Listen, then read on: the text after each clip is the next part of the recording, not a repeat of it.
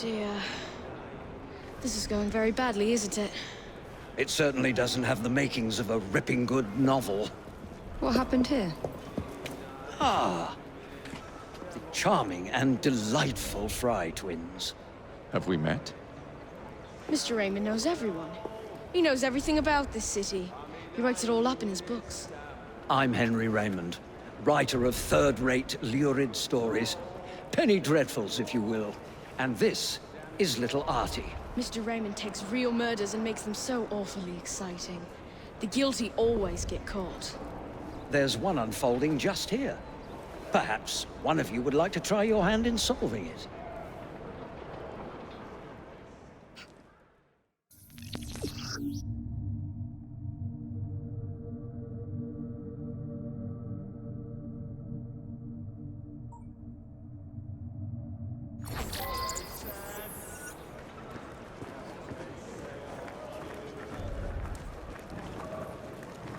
I do find crime so delightfully entertaining, don't you? I mean, solving crimes, of course. Finding a solution is exhilarating.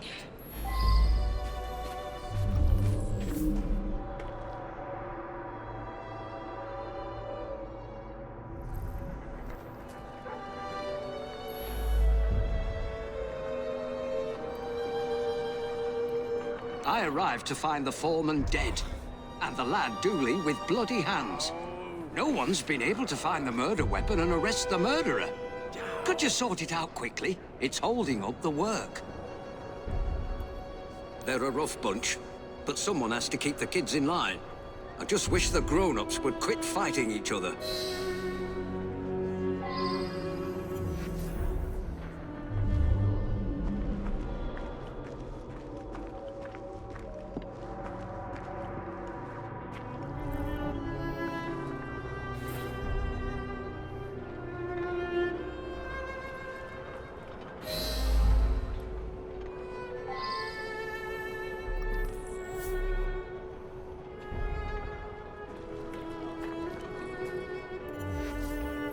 He knocks me to the ground and give me a kick.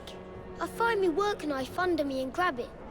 I lift my hands to protect myself, and he knocks me out with a punch. Later on, I wakes up, and the man's lying there, dead. He's my brother. He don't like to work hard, so one of the workers give him a thrashing. I tried to stop it, and he stops saying bark and starts hitting me.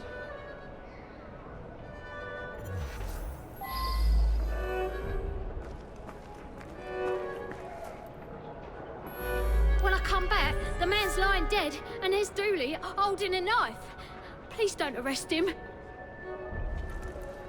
I was standing there, having a think, when a fella come at me and give me a thumping.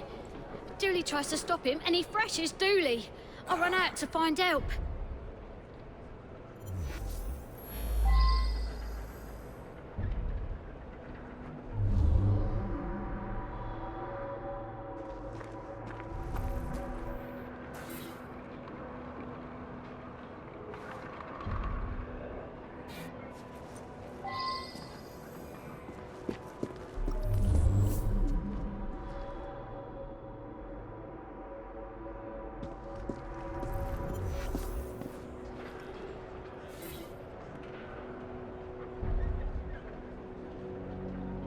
Well now, I didn't ask about this.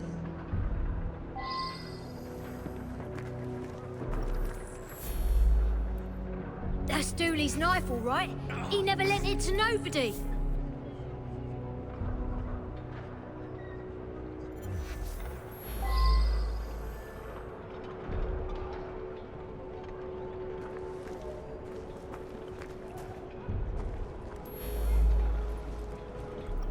Me? No! Oh, no, not so quickly. You have indeed solved this murder, according to the facts at hand. However, Artie, what advice would you give? I would encourage you to look beyond the obvious, beyond surface appearances. Try again. Use your powers to peer more deeply and see what you can discover.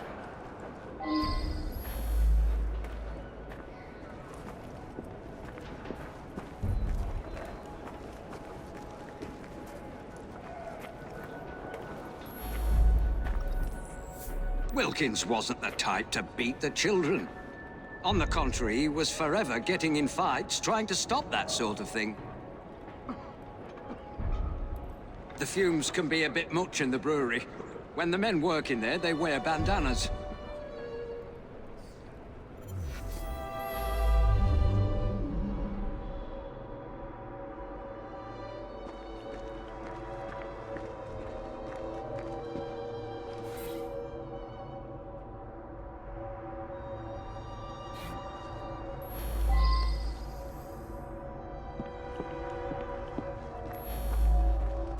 Which suspects had the opportunity to kill him?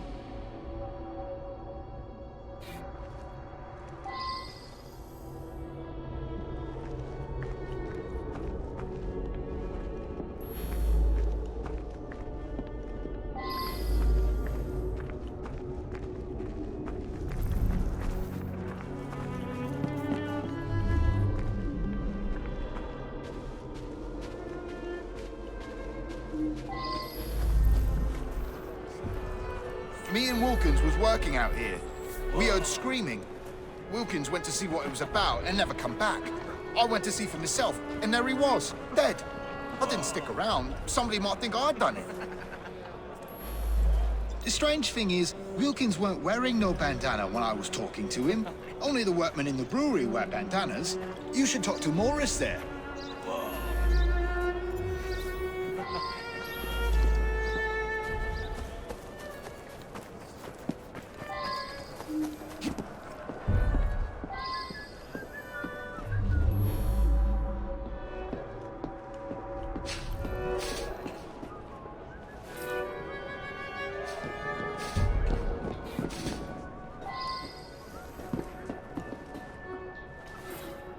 Which suspects had the opportunity to kill him?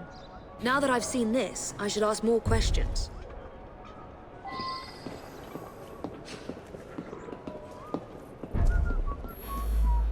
Well, I was inside the brewery all day. I wear me bandana in there. Man has to, what with all the smells and fumes. I don't much know who smokes here. Maybe Taylor? Cigarette might be his. Come out, me lovelies. Don't be shy. Come on out. I left as a present, didn't ya?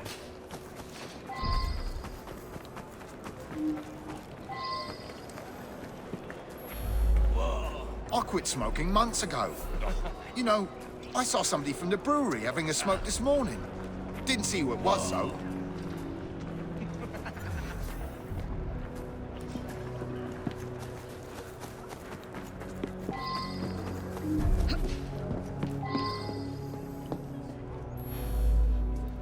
Well, like I said, I was inside. Didn't get a chance to come out to smoke. Colton left, though. You could talk to him. He's working in the loading area just now.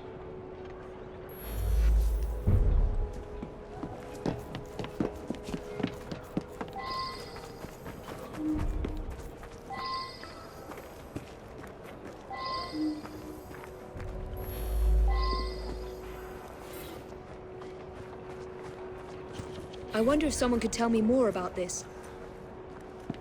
Look for more clues. I was having a chat with one of the others when I heard a commotion and ran in there to find Wilkins dead. Poor bloke, killed by that filthy little bastard that we feed and pay. I don't smoke, never did. Oh, very well, so I do smoke now and then. What's it matter?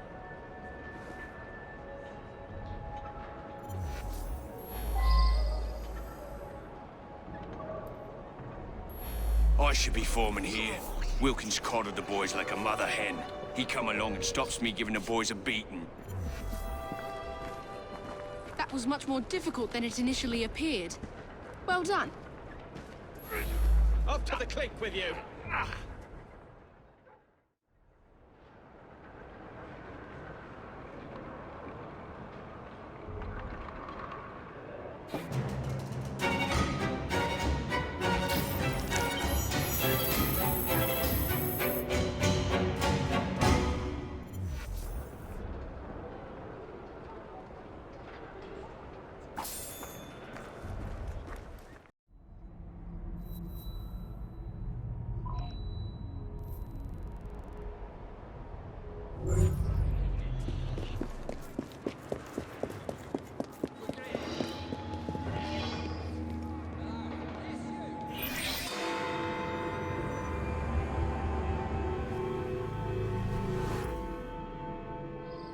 tragedy in the park. Another chance to sort out a diabolical conundrum. One that I'll turn into a one-a-penny read for Purlock Publishing.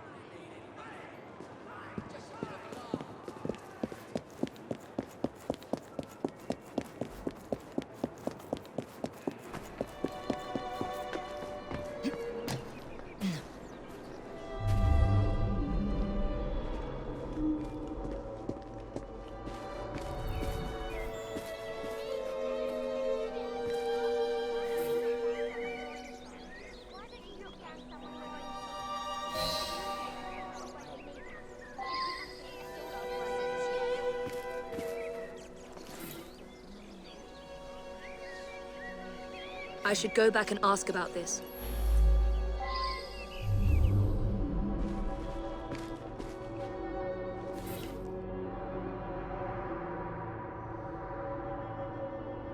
I believe I should re-interrogate a suspect.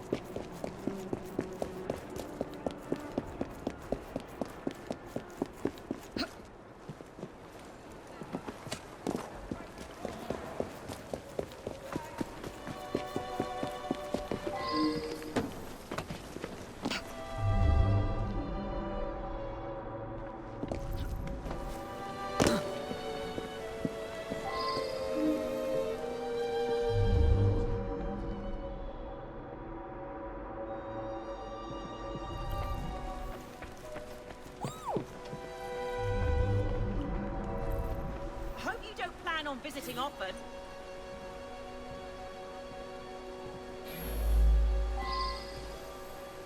Will you be... This is highly irregular.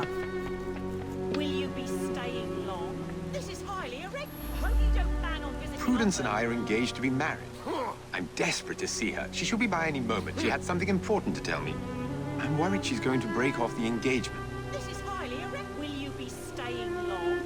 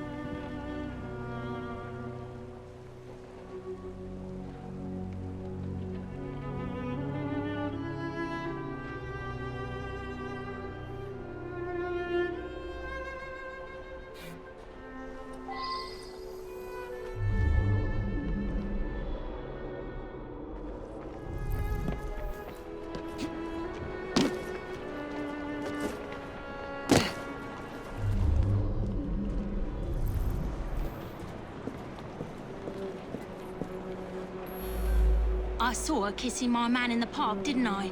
I followed her to this street yesterday, but lost her. I'll come every day if need be, until I catch her again. That trollop better promise to let him alone, or I'll give her what for. He's all mine, I tell you. All the girls want a bit of Baxter, but they can't have him. You ask him yourself. He lives just that way.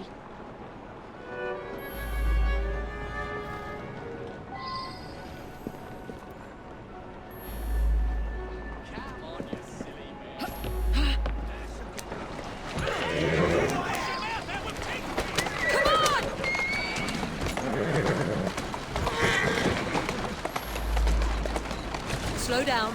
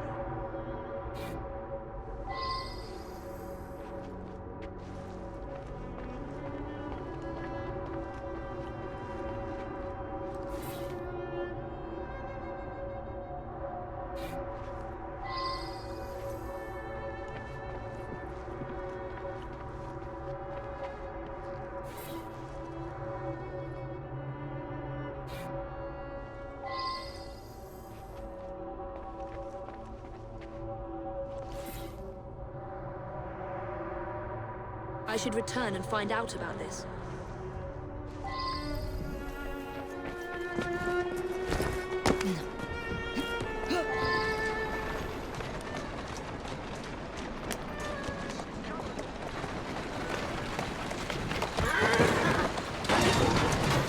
Faster! Come on!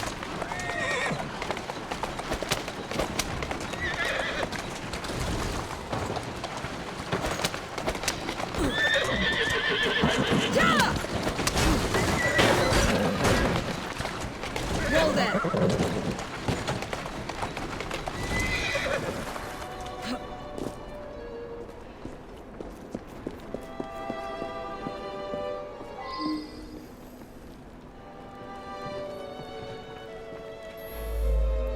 I've never heard of such a man.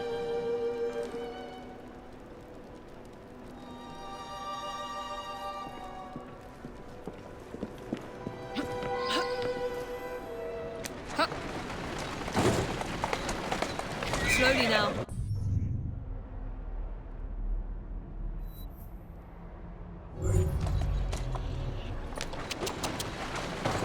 Whoa!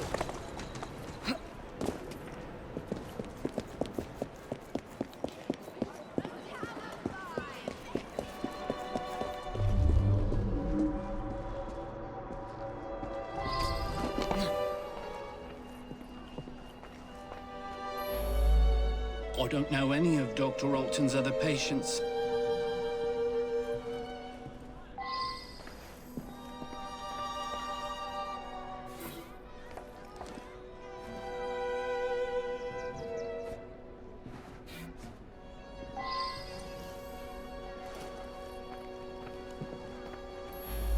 I'm sorry to hear about her murder. She was a patient here, but increasingly began to stop by socially. So she was meeting Dr. Alton in the park, was she? My understanding was that she was engaged to someone. In any case, the good doctor could do better, in my opinion. Perhaps now he will. That medicine was developed by Dr. Alton specifically for one of our patients, Mr. Shelby. But he's been using it for another patient as well.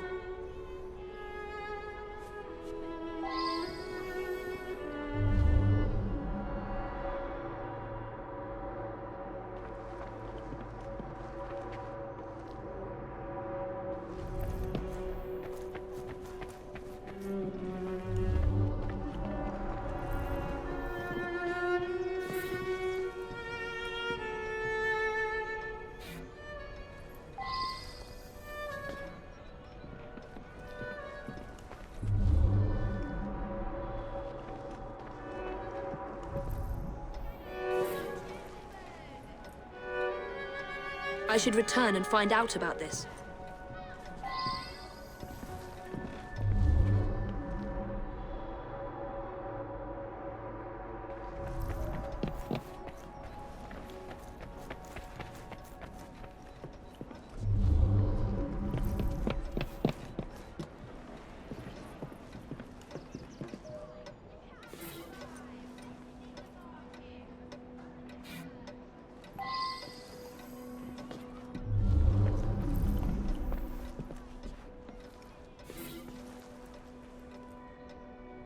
I wonder if someone could tell me more about this.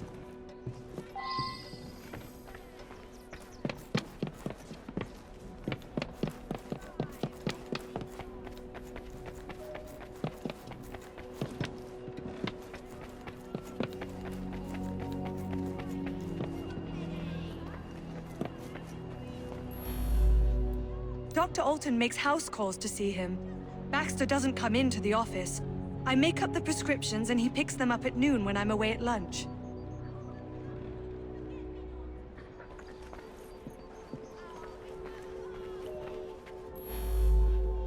I'm quite angry, actually. I was having such terrific results. I felt like a new man. Much more vigorous and outgoing. But the doctor has ended the prescription altogether for no reason.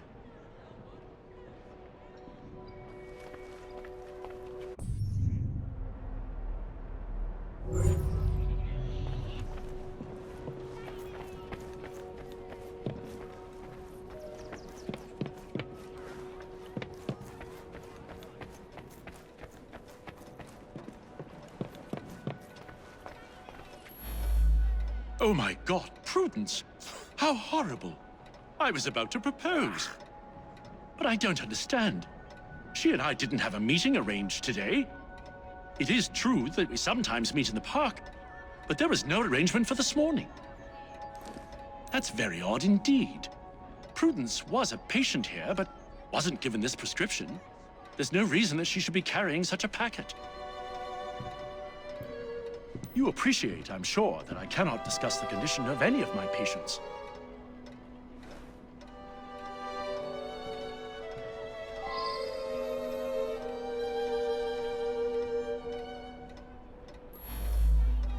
An unfortunate incident.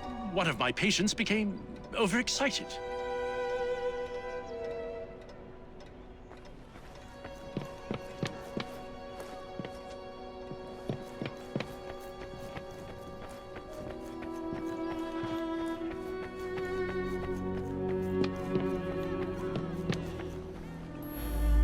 Mr. Baxter apparently attacked the doctor yesterday. It was after hours, but the doctor did have a cut on his cheek. Poor man.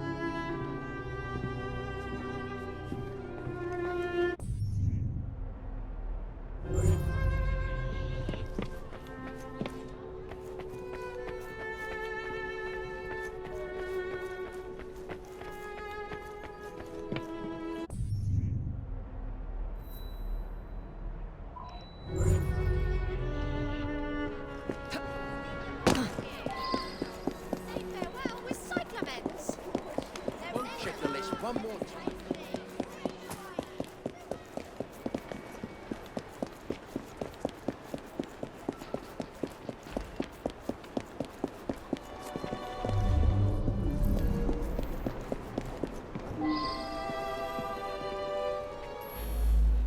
Prudence has been so distant lately. I believe she has a misplaced affection for her doctor, the cad. I would make a much more appropriate husband, and the wedding is planned.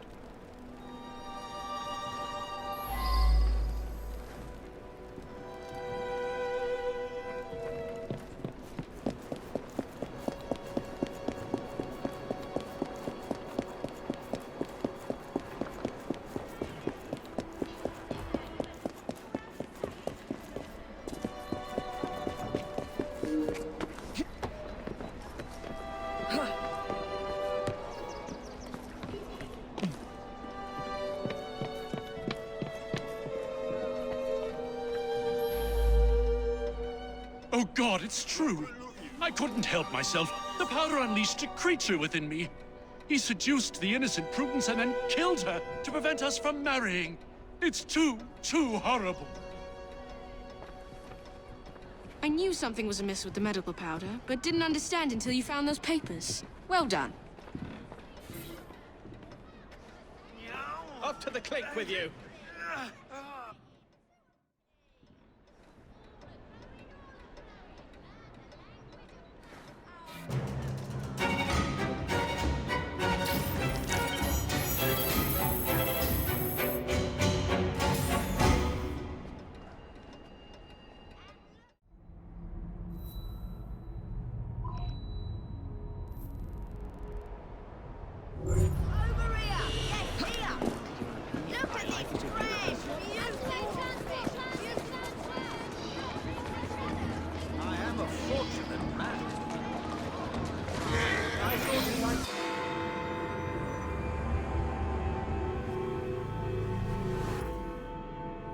There you are.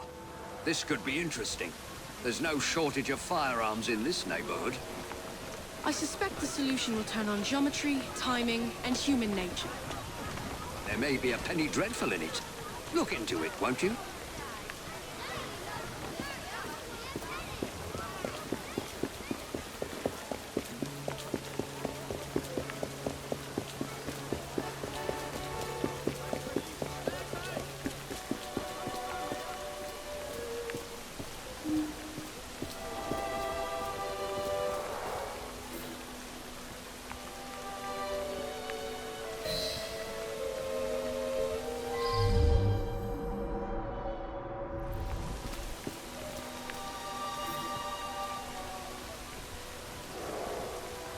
I should go back and ask about this.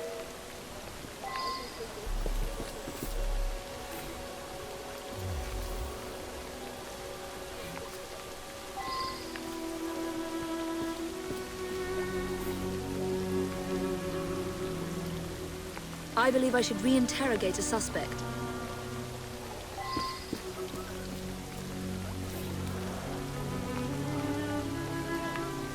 I wonder if someone could tell me more about this.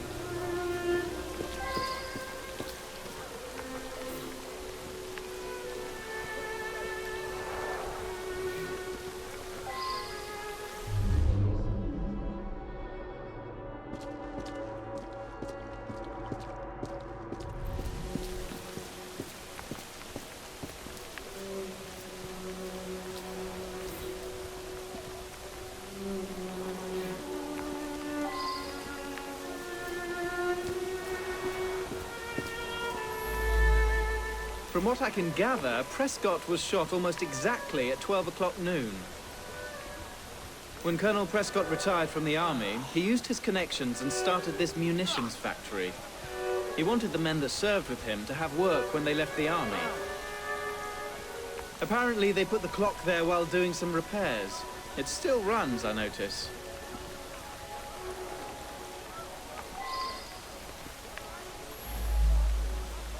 The young lads across the street were fooling with a pistol they'd found. A bullet must have gone astray through the wooden fence. Hit Mr. Prescott smack in the chest. Bloody unlucky for all concerned.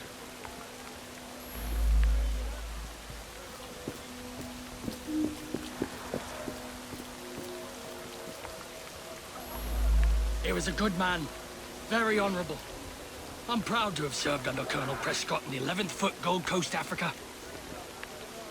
Prescott put that up in memory of the time he led a sortie across the Pra River to outflank Ashanti warriors. Things turned out badly that day. Horrific. We lost several of our comrades. Prescott wanted us to remember them. I was on my way here. Heard 2 shots I did, right at the stroke of noon. Bullet hole in the clock. That's a new one. It could have already been there when I arrived at noon. Or maybe it was the second shot I heard.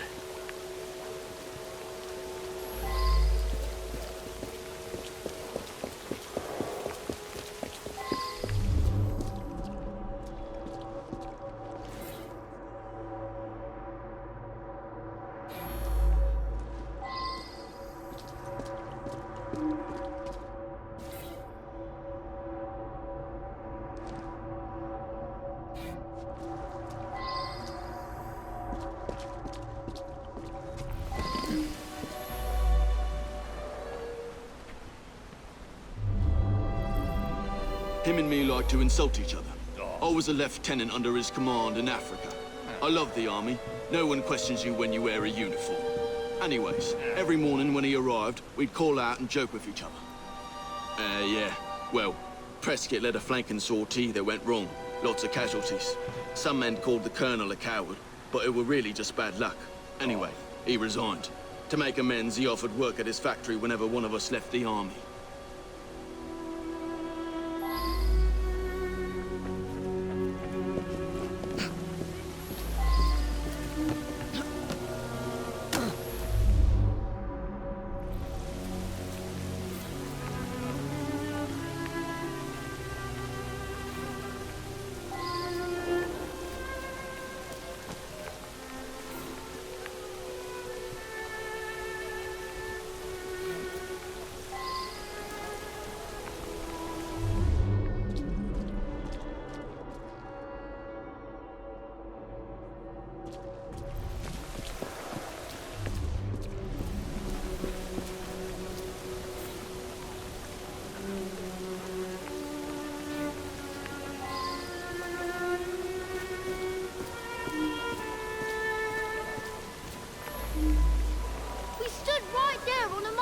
Shot the target. I went to shoot, but there was a loud bang. I was surprised and missed the target completely. It wasn't me who killed the man. I'm no murderer. We found a revolver underneath the lumberyard window. Don't know where it came from.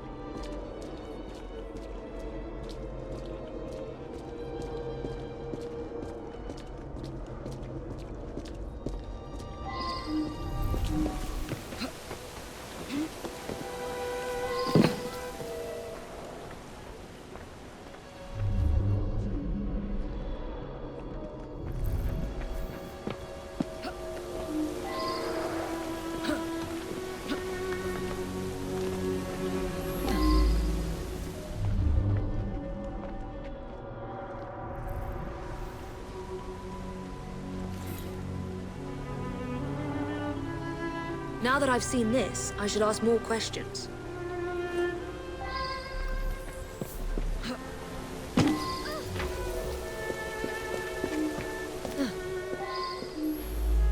I admit it. I sell stolen rifles and pistols. All very hush-hush. Black market. I brought that gun back from Africa. I was a sniper fighting the Ashanti. I used that gun this morning for Prescott's challenge. It's the only Whitworth we have. I'd never sell it. I made that shot. Early this morning, Prescott challenged me to plug the 12 from my shot. I missed just slow. No one witnessed it. It was too early in the morning.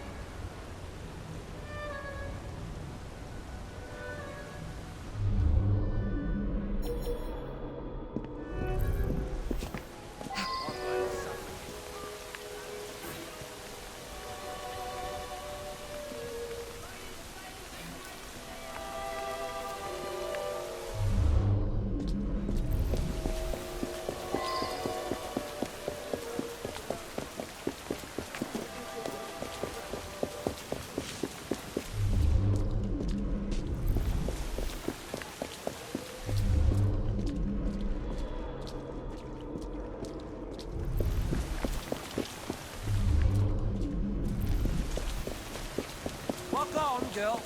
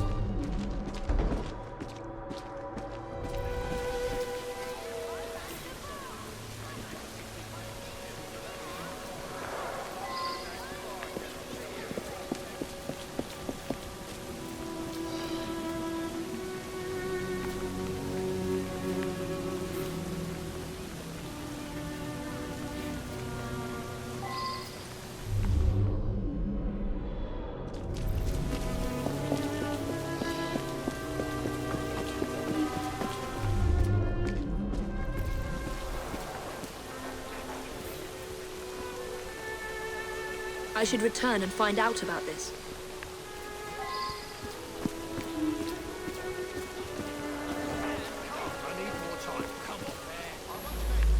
Saw him each morning as I drove by. Seemed like a good sort. We lost the entire barrel of beer, damn it. I heard 2 loud bangs, but thought nothing of it. Later, I found a bullet hole in a barrel. Imagine that, a bullet hole. My lad Samuel might know more. He's around back, tossing trash in the river. The poor lad. Fell on my doorstep a few years ago.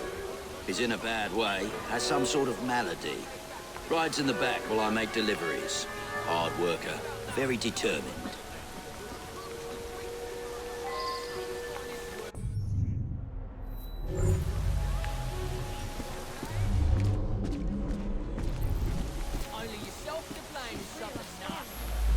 I just drop off beer. Don't pay much attention to people along the way. There was an hole in a barrel. I've got no explanation for that. That's for some sickness I picked up a while ago. Can't remember the name of it.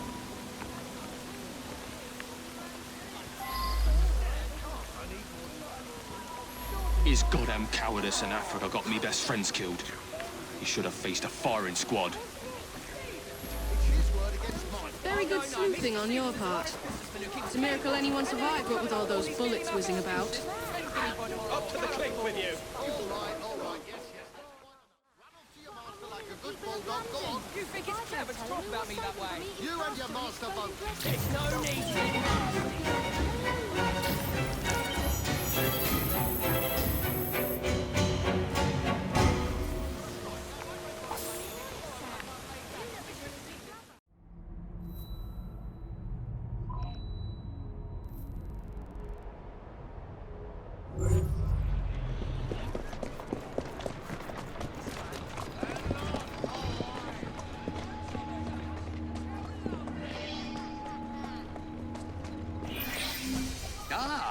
This is one that's most promising. An important detective is missing. Skullduggery is surely afoot.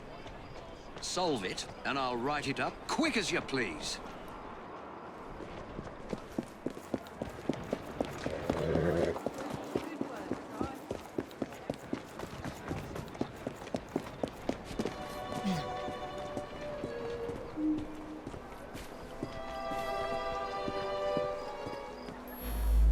He's a friend of mine.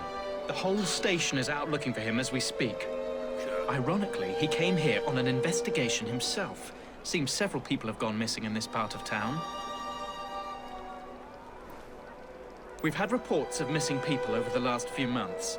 Detective Murphy is just the most recent and the only one who's anybody to speak of.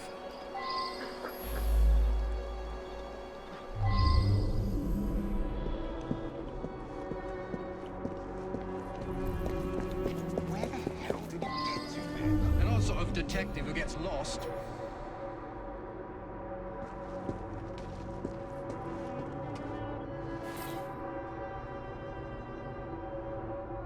I believe I should re-interrogate a suspect.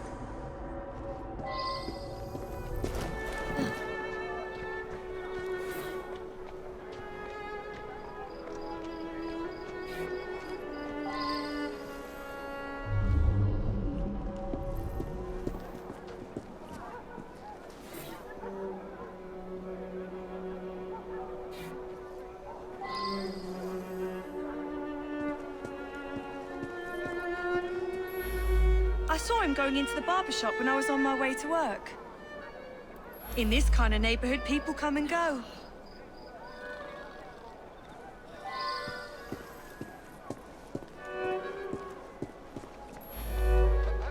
An odd man indeed. He spent a fair amount of time in here, poking around. Some people around town just seem to vanish. It is mysterious. George delivers that to us. It's amazing. The flowers just grow and grow. Sweet boy. Constantly giving my assistant gifts, a jacket, a handbag, and so on.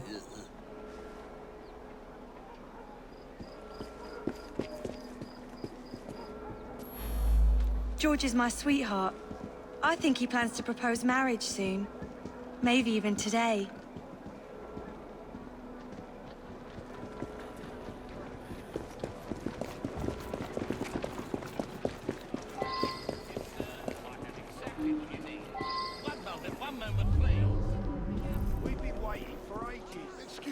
about me. Bloody hell! Look, I can see what I need right now. Please, I'm begging you, just let me give them my way.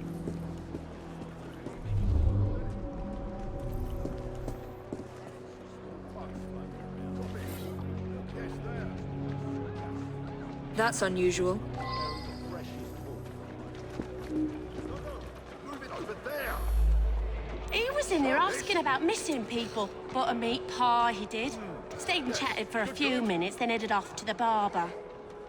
I'm told that some people have gone missing, but I don't know anything about it. George delivers meat for my pies. Lovely lad. I pay on delivery. I believe he picks it up from a local butcher shop. Drop it. Yes, there. Look at all these fine goods. Don't make me an How are you there, Evie?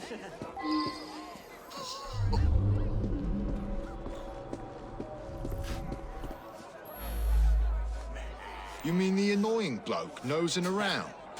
I told him to sod off. I pride myself on the quality of the beef I sell. Somebody selling cheap around here, though, my sales have dropped off. George? I don't know any George.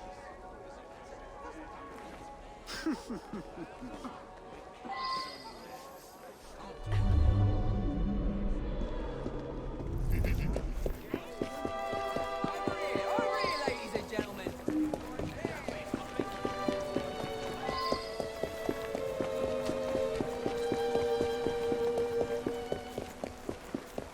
Good day.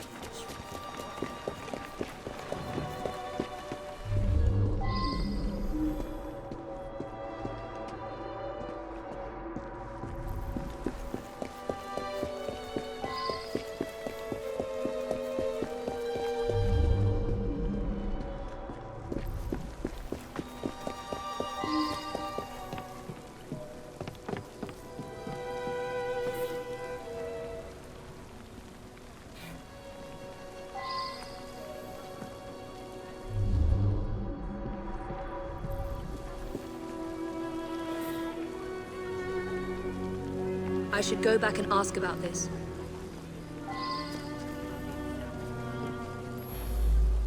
Yeah, I gave him a trim. He asked no-ended questions.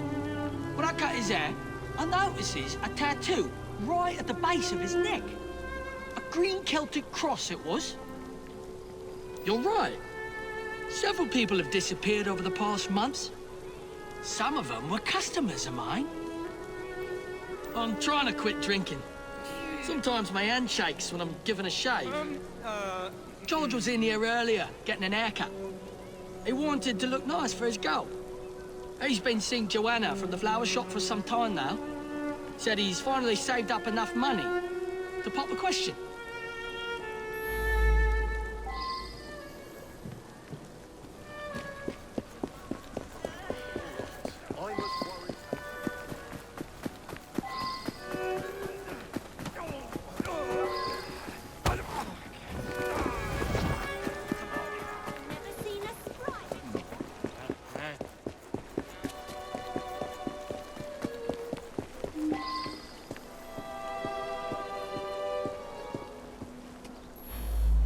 George, I hoped he'd stop by. I want to see his new haircut. He must be at his house. Oh, I do hope he proposes soon.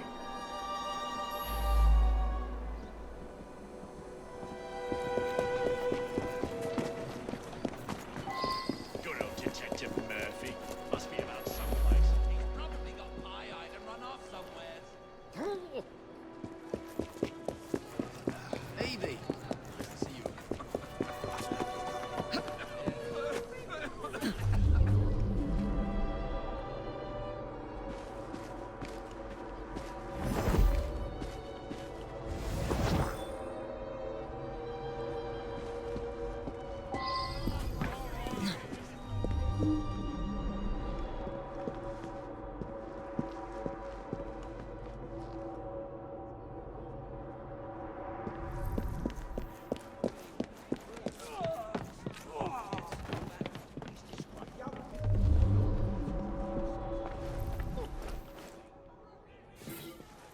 You're not supposed to be here.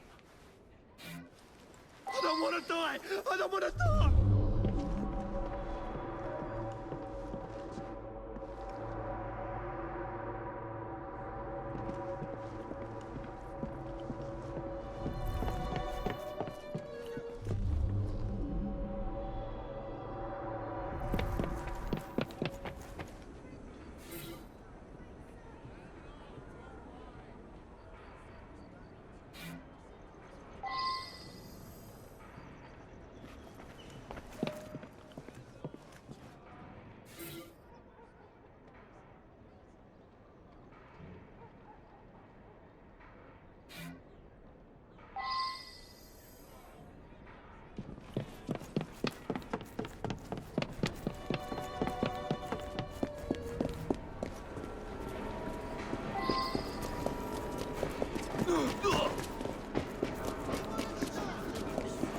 on.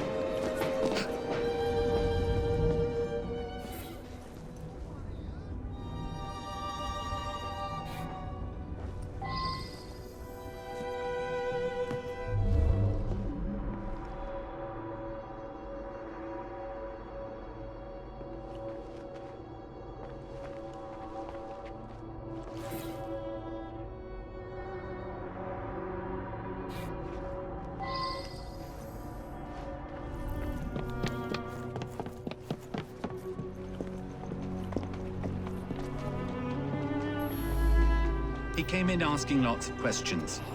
I believe I answered them to his satisfaction. I suppose there are a few people I haven't seen in a while. Why would you want to know about him? Stupid boy. He does deliver tan leather on occasion, but I really have very little to do with him.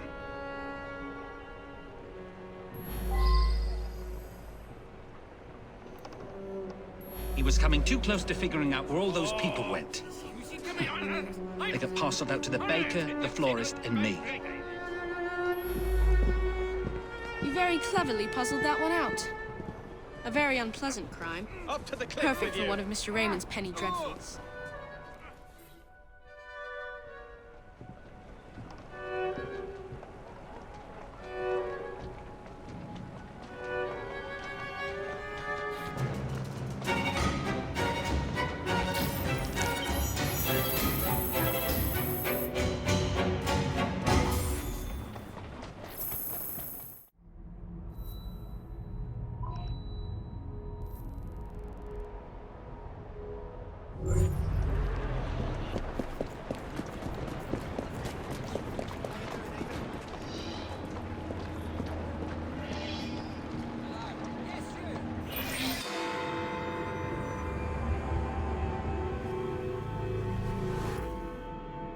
Here's an especially exciting one. Perfect for a penny dreadful. A famous professor dies twice. That's once more than usual. Twice as many sales. My name will soon be known across the nation.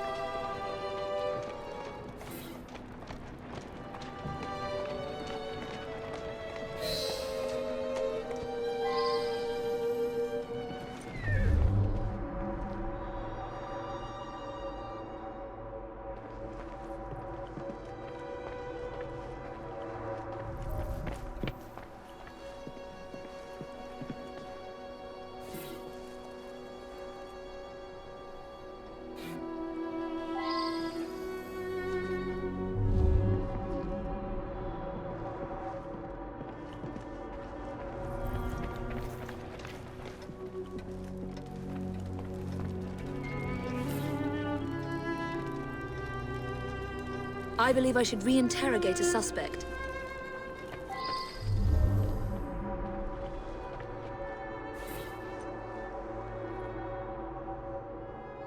I wonder if someone could tell me more about this.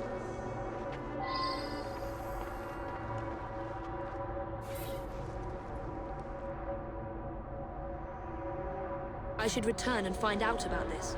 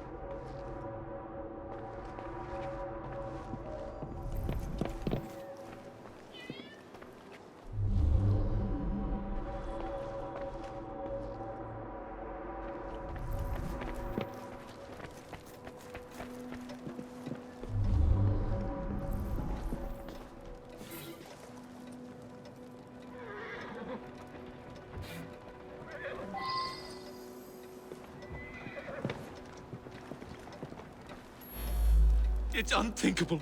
Such a great man. We were still in mourning from the burial. He was buried yesterday in the family plot. My father was an eminent anthropologist and something of an explorer. He made his name by investigating the practices of a small village in the Congo. His colleagues at the university often sent him trinkets from abroad. This is no time to talk about the will. It is true that my father and my fiancée didn't get on, but I'm confident that once he got to know her as a daughter-in-law, they would have become friends.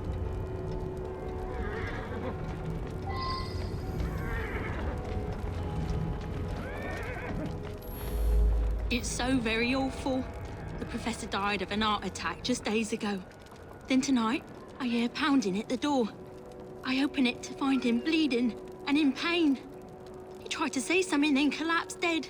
Again. Spider? Let's get that out of here. Emmett is definitely afraid of spiders. He kept repeating, Barkesso, Barkesso, over and over. What does it mean? He got that a few days ago. Inside was a statue. I thought it was a marvel, but he told me it was quite common. I don't know who sent it.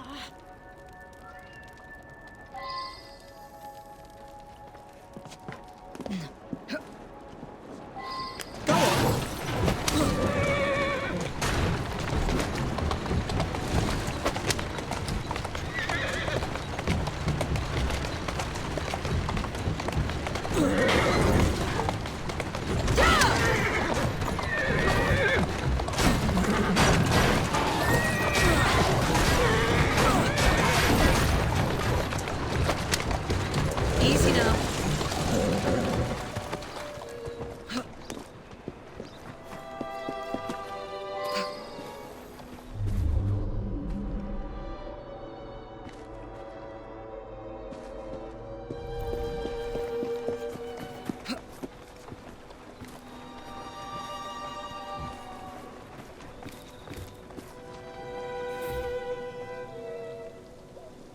I wonder what other witnesses would say about that.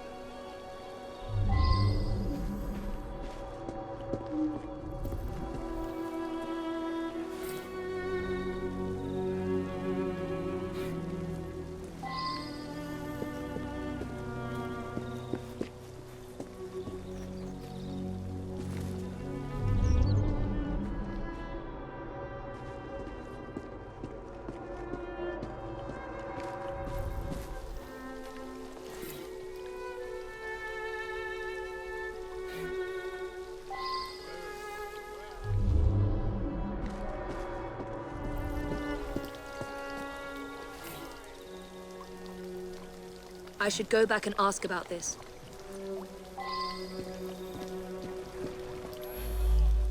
He showed up again. First time that's happened in 35 years of grave digging. I saw the son lock the tomb myself. It's plain that 7 guineas is a lot for a bloke like me. I'm careful with me pennies and save for a rainy day.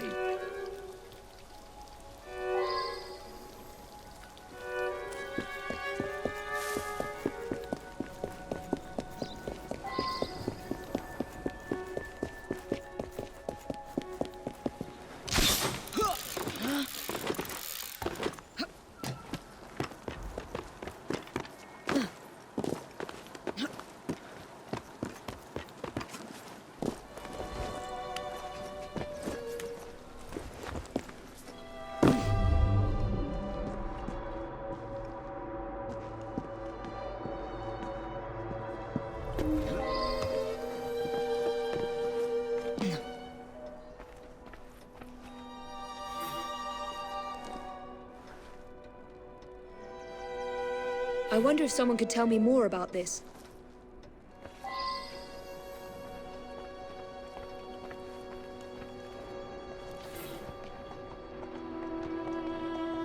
Well now, I didn't ask about this.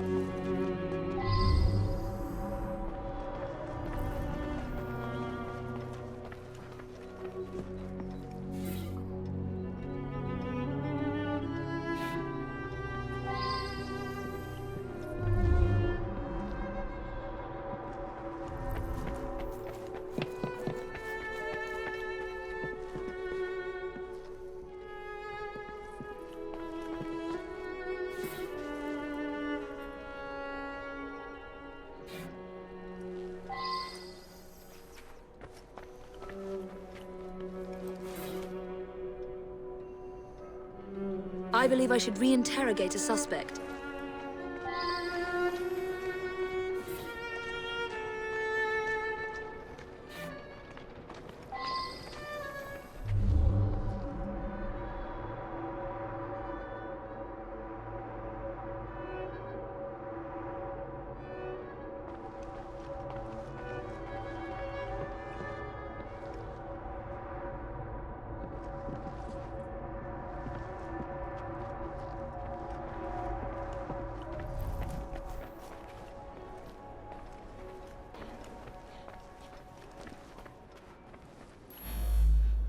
The anthropological sciences have lost a great mind.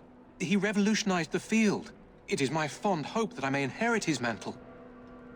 Which one is that? Sorry, difficult to read. I've lost my spectacles somewhere.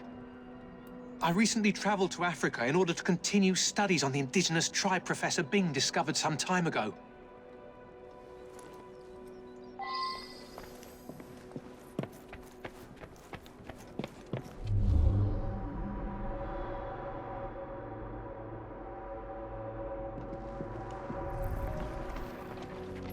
An eminent colleague. He wrote prolifically. Probably no one will ever amass the amount of knowledge he acquired. I'm most vexed about that. A rare specimen of the sort I've been studying for years. It escaped a few days ago, no doubt due to that scatterbrained assistant Virginia. My thesis subject. My South American colleagues tell me that this particular arachnid is only found in the Bolivian Andes. Fascinating subject.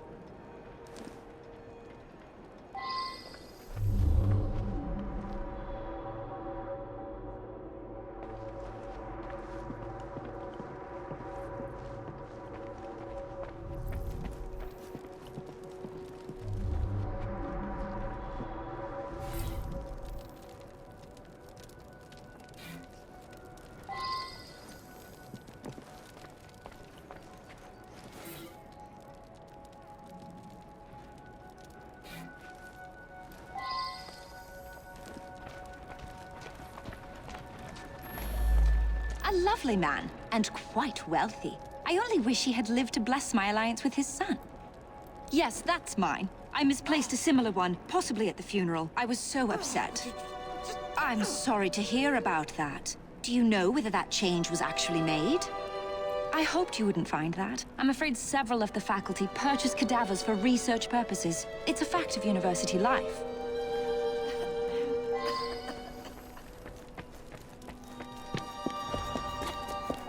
Right, don't worry.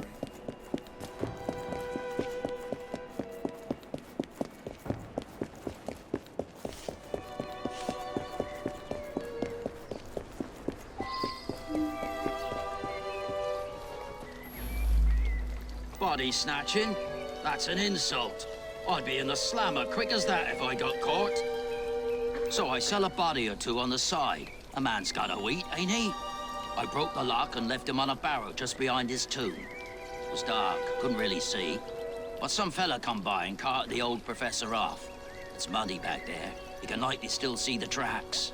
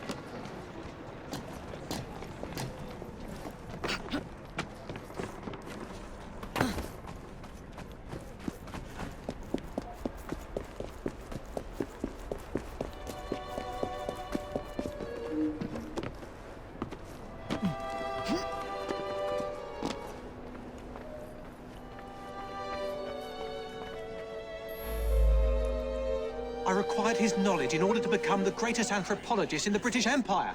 And his beloved tribe of savages provided the method. That Professor Silas was particularly cunning and gruesome. Up to the clink with you. Mr. Raymond will be thrilled.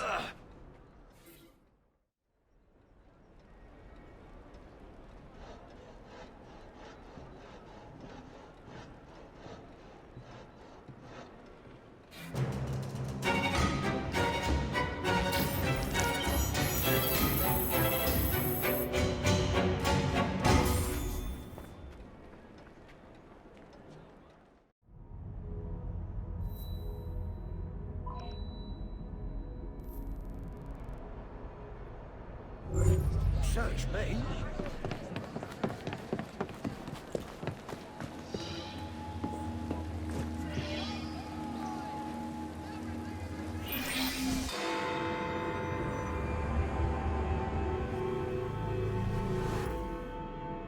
My write-up of that last crime was so ingenious that Purlock Publishing tossed me quite a tidy sum.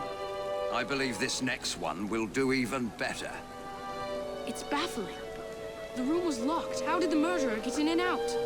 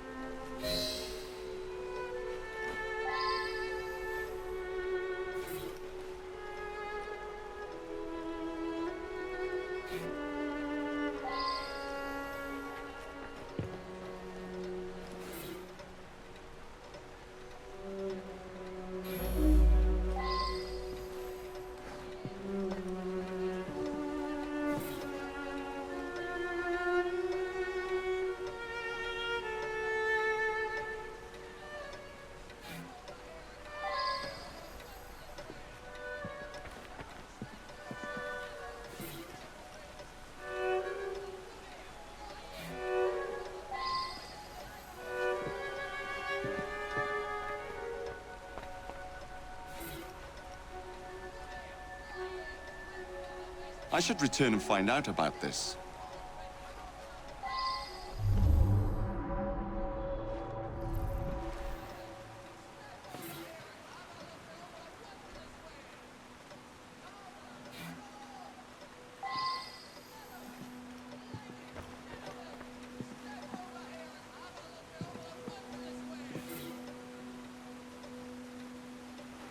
Well now, I didn't ask about this.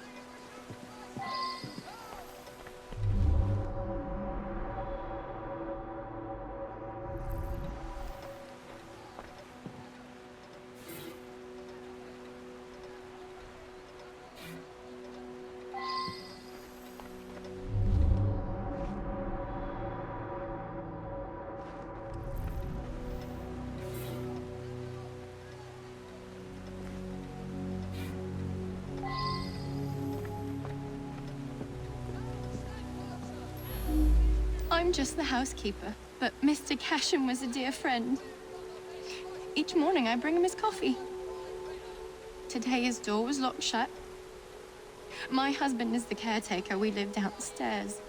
We have the keys to all the apartments, so after knocking, I became concerned and let myself in and found him like this. The lights weren't working. My husband didn't want to waste any candles, so we retired early. Mr. Cashin was a respected music critic, a very accomplished man.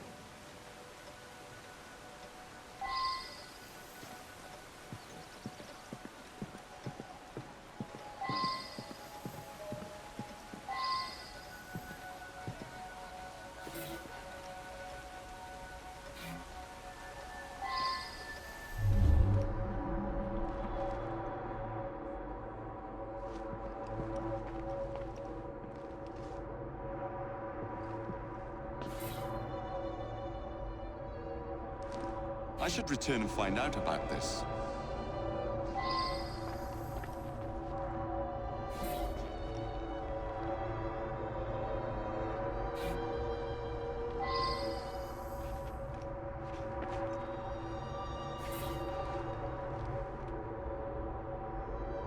Well now, I didn't ask about this.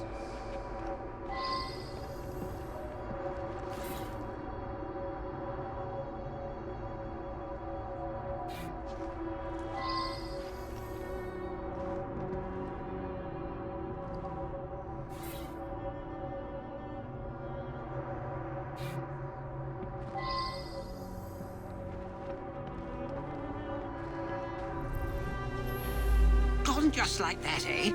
He lived right next door and often came home from his concerts a bit drunk and singing at the top of his lungs.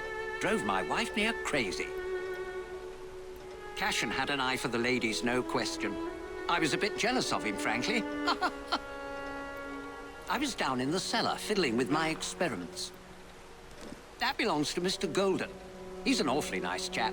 We let him use our apartment during the day when my wife and I are out tending our shop. He likes to rehearse here where the light's better. I'm an amateur chemist. Henman let me set up a few experiments in the cellar.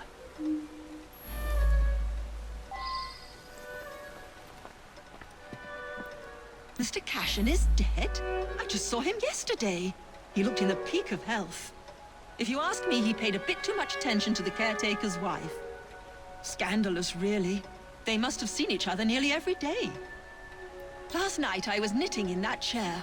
Then I felt quite sickly and opened the window to clear my head. I certainly didn't hear anything.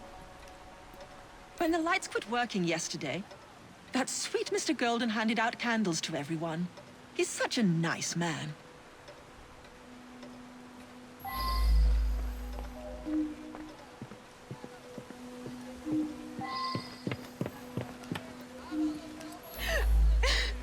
It's true. I loved him. He was the best thing that ever happened to me.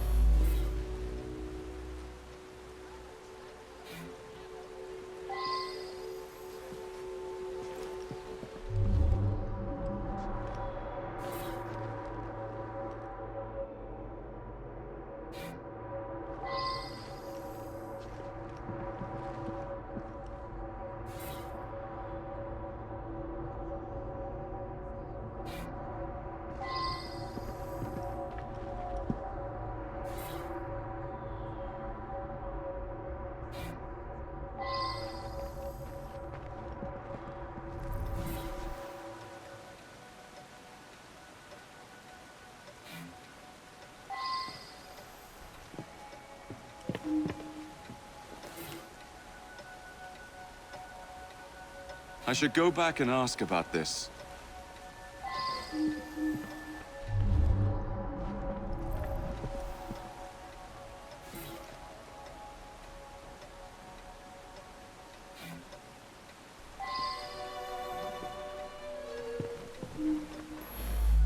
I worked very late.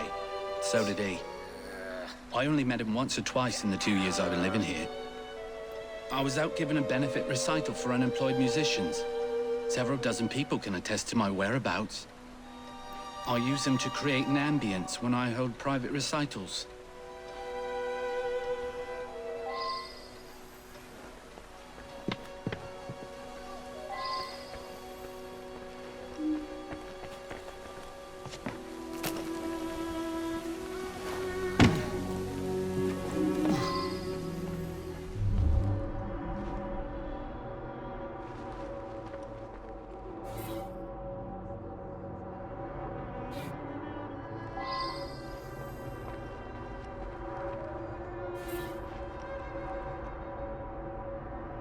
I believe I should re-interrogate a suspect.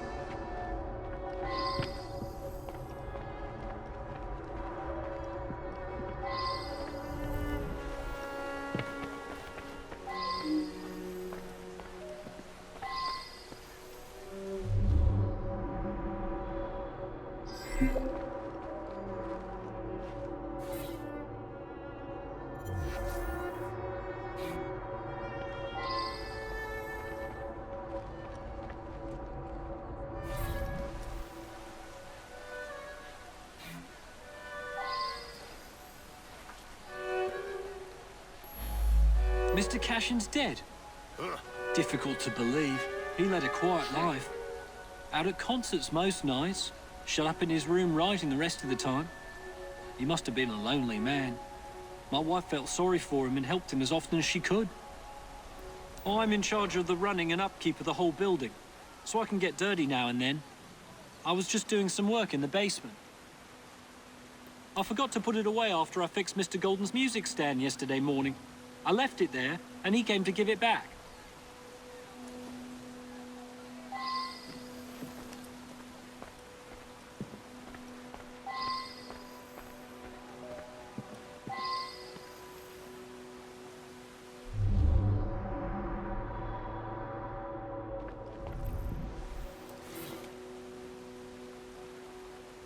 I wonder if someone can tell me more about this.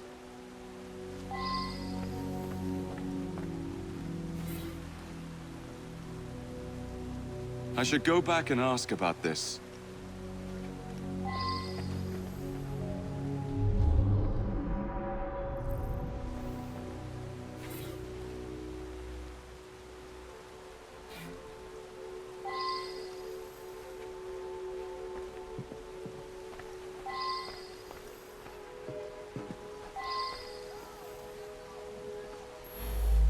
The gas quit working yesterday. I don't know enough to fix such things safely myself. A man from the company is going to come by tomorrow.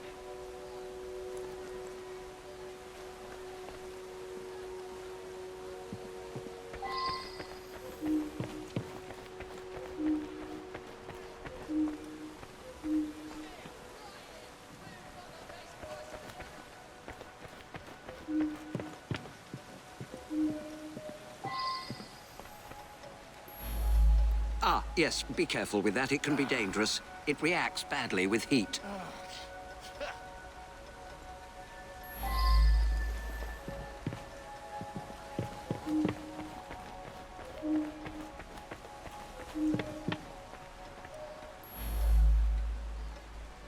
He destroyed an entire orchestra. All those musicians put out of work. A rancorous old man who had no talent or creativity of his own. I suspect there was more to that mystery than meets the eye. I'm going to look into it.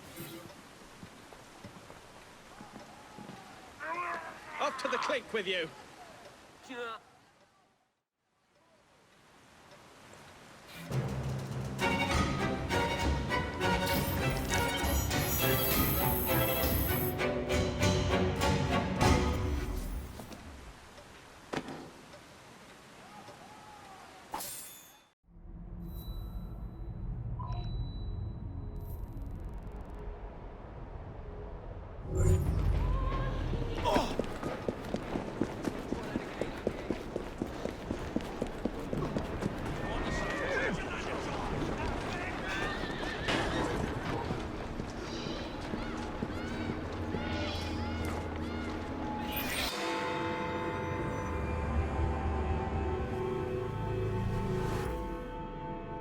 Think of that. Crushed by a crate. The most hated man in London.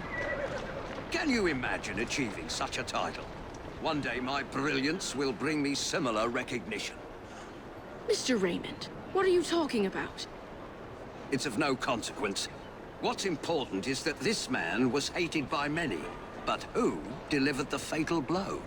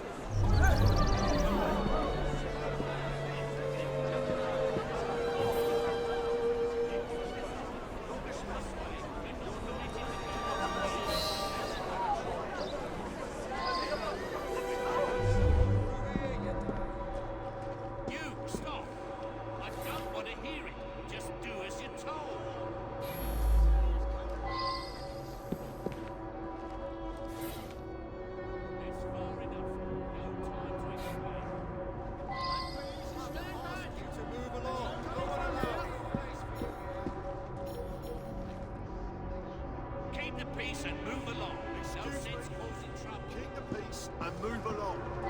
No sense causing trouble. You, stop! I don't want to hear it. Just do as you're told.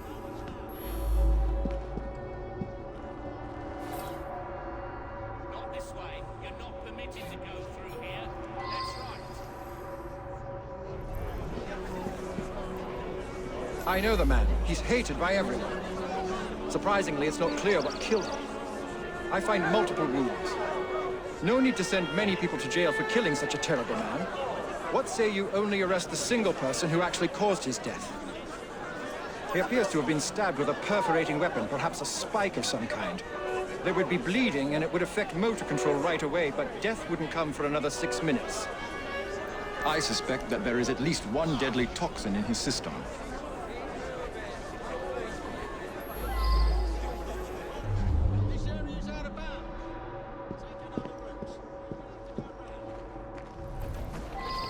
Mr. Fry, hello there.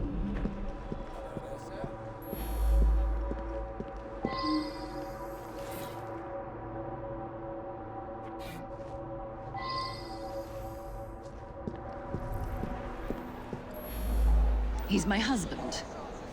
Each day I bring him the household expenses just after he eats his apple. I also brought him his invitation to the knighthood ceremony, the one with the special scepter. Of course, he wasn't going to take me along. I often tie up my hair around a knitting needle. What business is it of yours?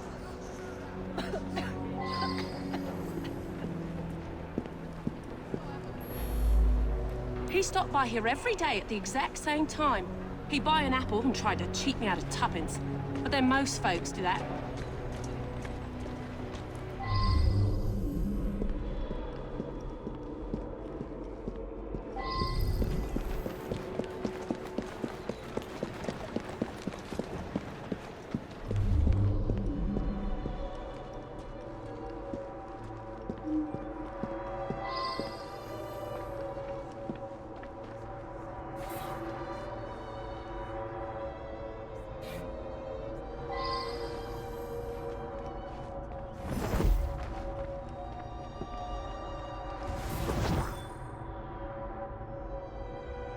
I believe I should re-interrogate a suspect.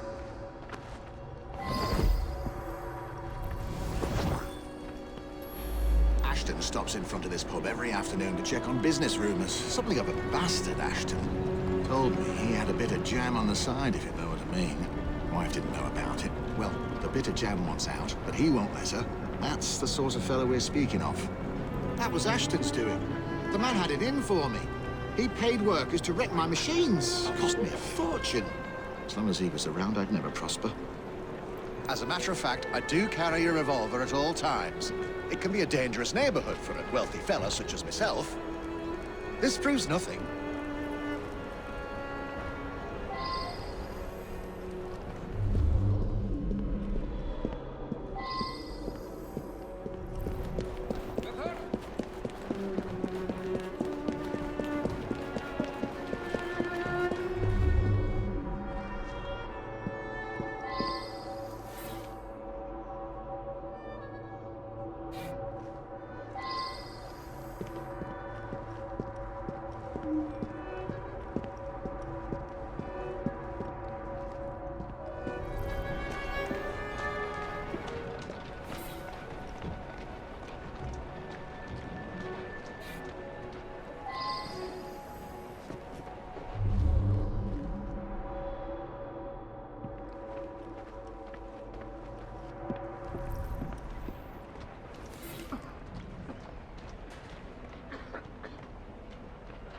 I should return and find out about this.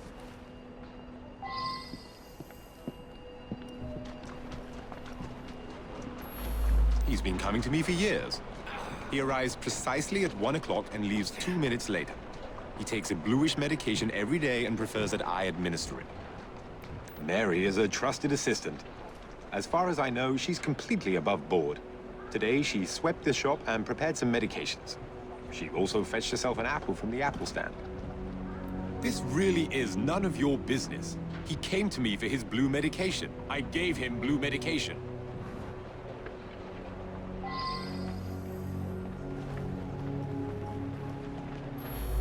see him here every day. He can be unpleasant, but I don't really know him.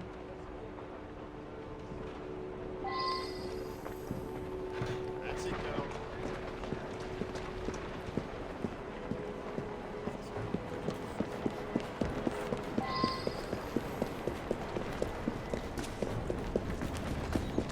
Up, up, up!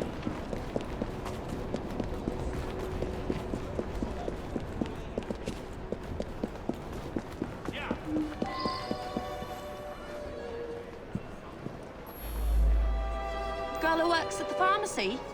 Yeah, she slipped me an extra threepence. She had a special app just for Mr. Ashton. I gave him that one when he come by. Mr. Ashton did look strange-like. Eyes all yellowish. And then he turned pale after he bit into the apple. Almost green, really.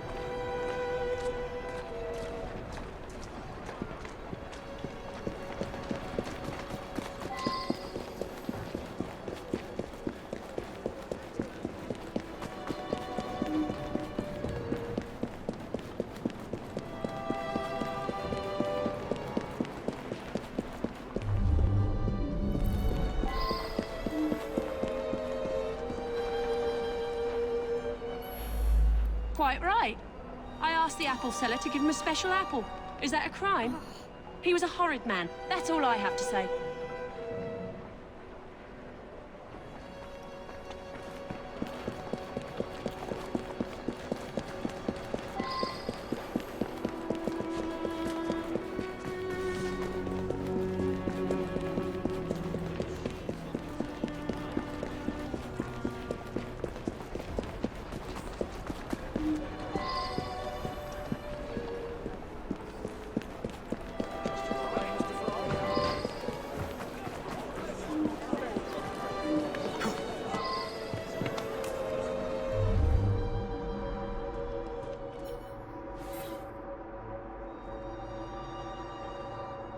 I should go back and ask about this.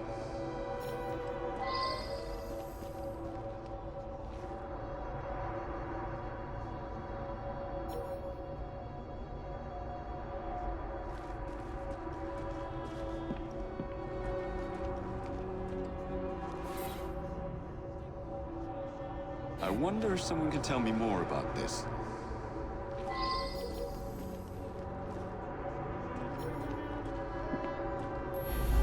The man's a right bastard. I hope he's smouldering in hell. I'm not a crane operator. I wouldn't know how to work that. My best chum is maimed for life, and Ashton didn't care a fig. He deserved what happened. Beyond that, I'm mum.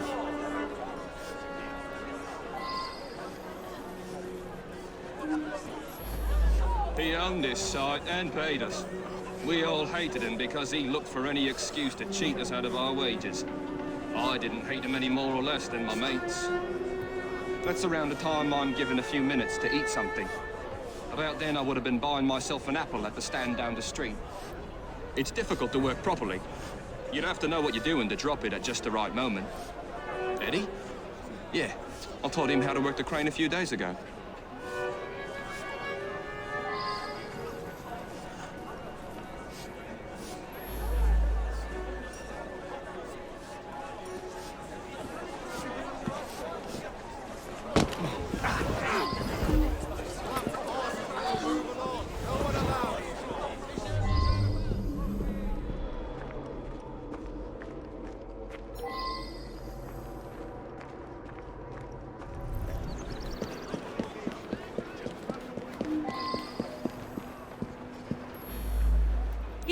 That sounds right.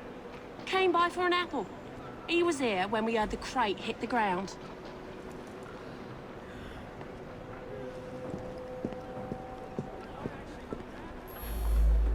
Very well. I found out about his dalliance with that girl from the pharmacy. It's not the first. Divorce is all but impossible given his influence with the clergy.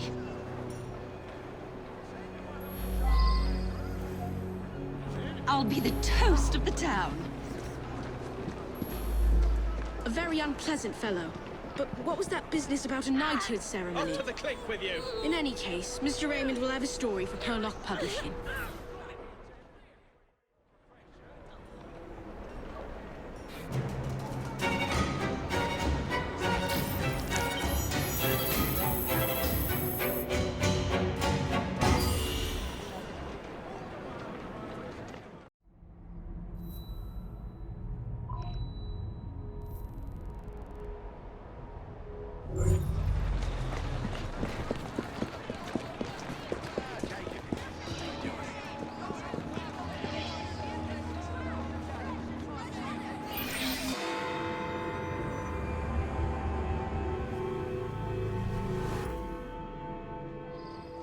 Hey!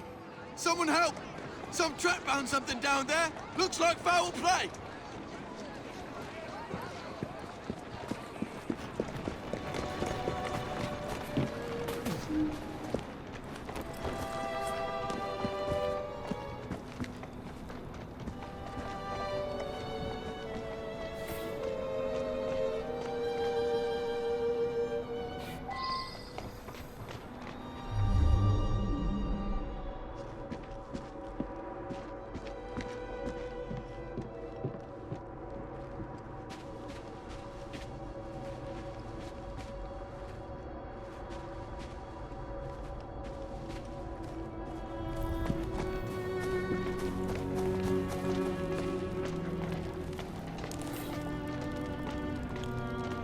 I should go back and ask about this.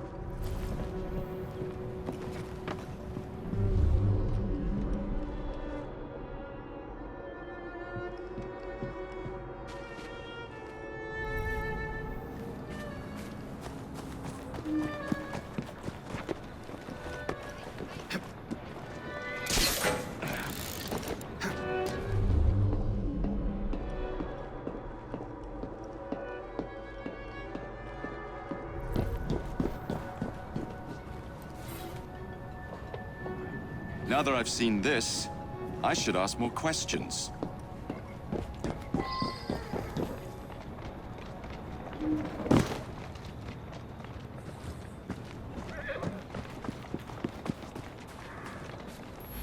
I heard a splash, and right quick pulled this bloke out of the shallows.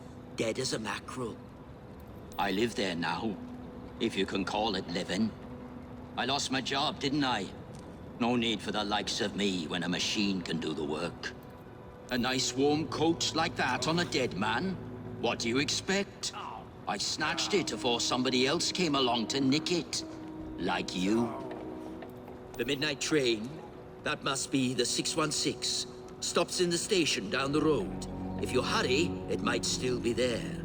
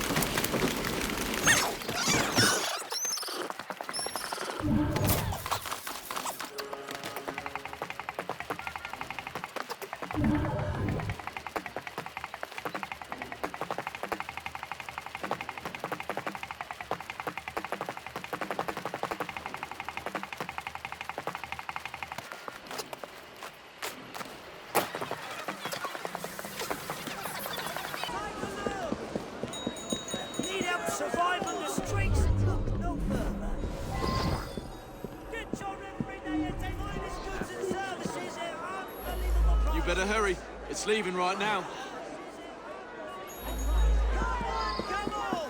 Feast your eyes on these everything you need right here!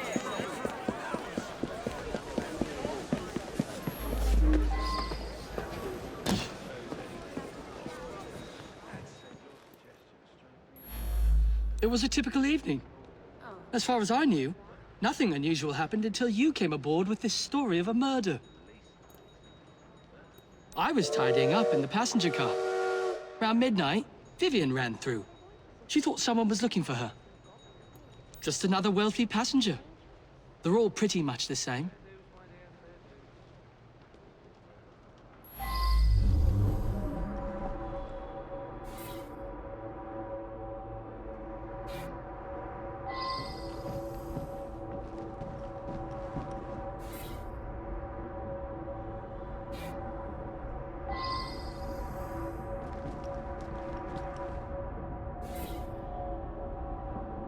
I should return and find out about this.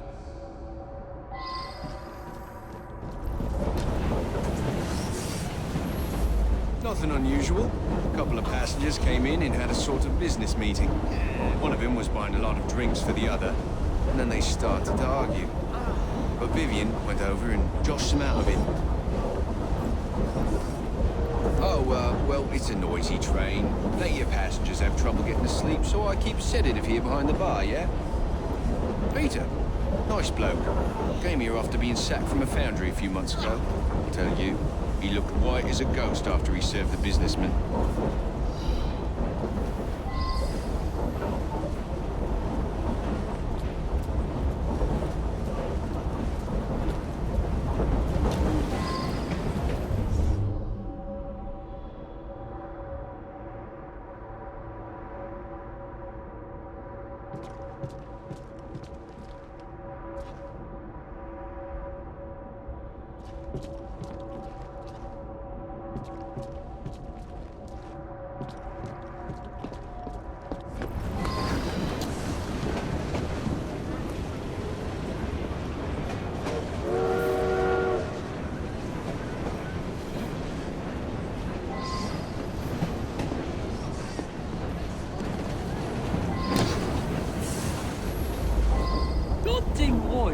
Some noises on the roof woke me up briefly.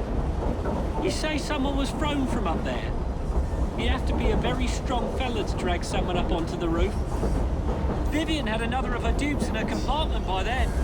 After that, I remember people going past me from time to time, but I was half asleep. Killian was on this train. Cool. I used to work in his foundry. I never even seen him. None of us workers ever knew what he looked like. Well, Peter worked with me at the foundry. He's a very strong bloke. I got my arm mangled in one of the damn machines they put in. Then Killian sacked the whole crew. Peter, he helped me get hired as train staff.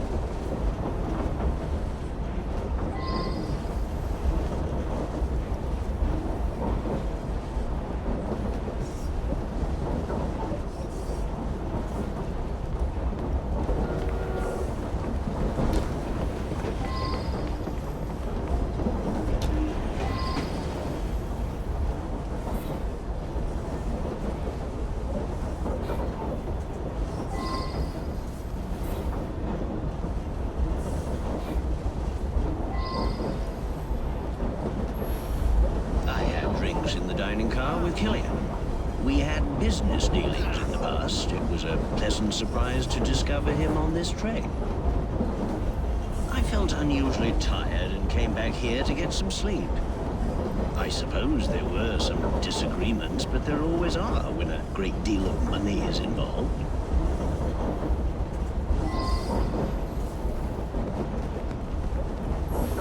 Mr. Wolfe had a few with Mr. Killian. Then the young lady invited herself over to have a glass with him. Mr. Wolfe became terribly tired, even though he'd only had one drink. He toddled off to bed well before midnight. I stayed in the dining car for a few drinks with the barman. Mr. Wolfe bought him drink after drink. Then they got angry. But the young lady come over, and it's obvious that Mr. Killian was interested in a rendezvous, like. Around about 11:30, Killian and her left together. I've been Mr. Wolfe's valet for going on several years. He's frail and needs a man like me to help him about.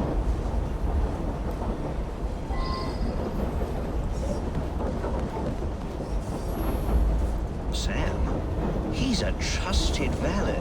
He's terrifically strong, which makes him useful in many situations.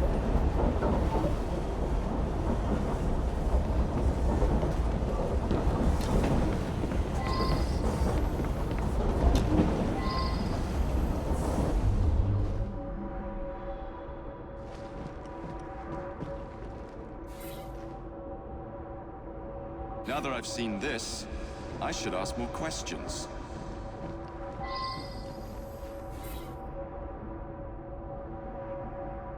I should return and find out about this. Nothing unusual at all. I had a drink with some gents and then retired to my sleeper. Someone slipped a note under my sleeper door a few minutes before midnight. It said I should come to the dining car. I went, but only Rye and a Wolf's man were there, and they were both drunk. The rich fella, I did talk with him. Very charming. But a single woman has to be careful, you know? Did something happen to him? Oh, all right. I flirt with rich blokes and the barman slips them a mickey. I take them back to my sleeper and they nod off before I have to do anything shameful. They wake up thinking they had a night of fun and hand me a few quid. That's what happened with Mr. Killian, but he was gone when I come back from looking for the man who left the note.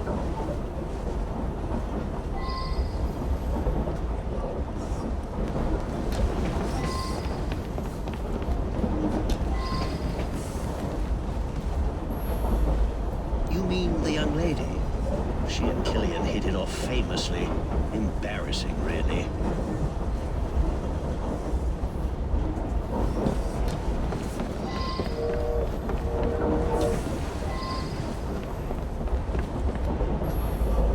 That one.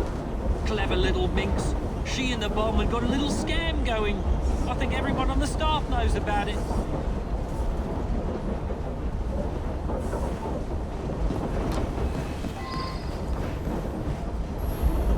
She's a frequent passenger, that one. Hangs about with the wealthier sort. Likes to entertain them, if you take my meaning. Yeah, I helped Vivian fleece the dupes. I slipped a pill and the wine for the table. Both gents got sleepy, but Vivian picked the richest one.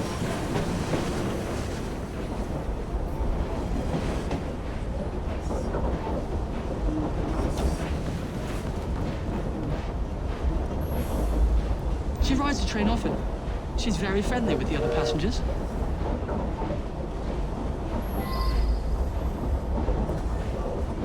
I gave him what he deserved. The man was heartless.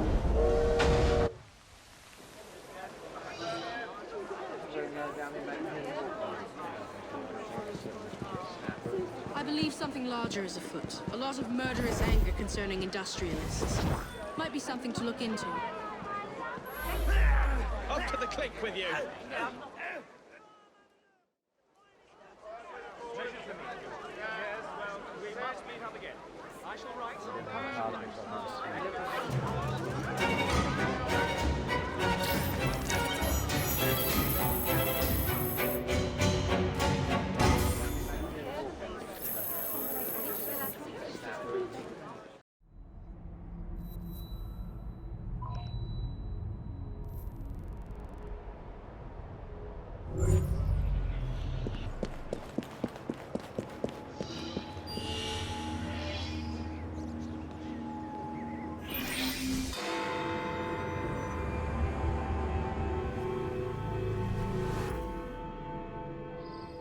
My dear friend, the Ghost Club has an extraordinary case for you.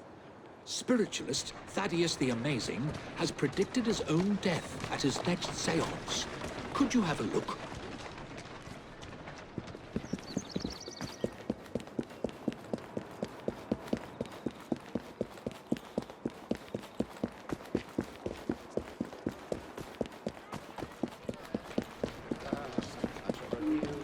Each of you the answers you seek.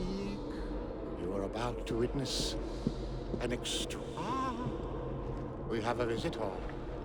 Approach, please. What is happening here? Help! Not yet.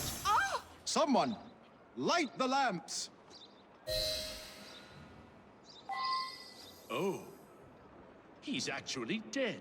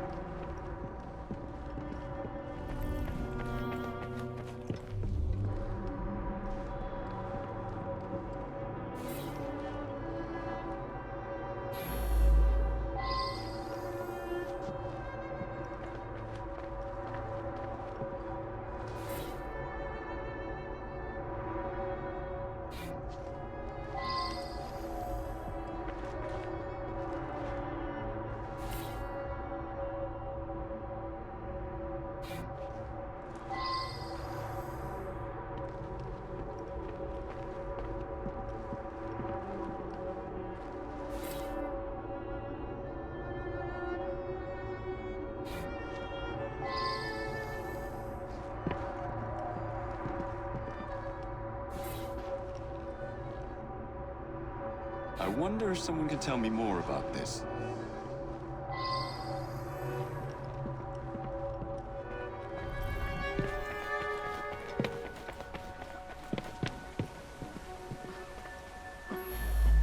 Nothing but a showman, really. Each week he gave a seance with all his clients present together. So many people makes everything much more dramatic. I attend Lady Ursula at these sessions. She's ailing and needs someone to help her along. I have no particular belief in an afterworld, but if it comforts Milady, I see no harm.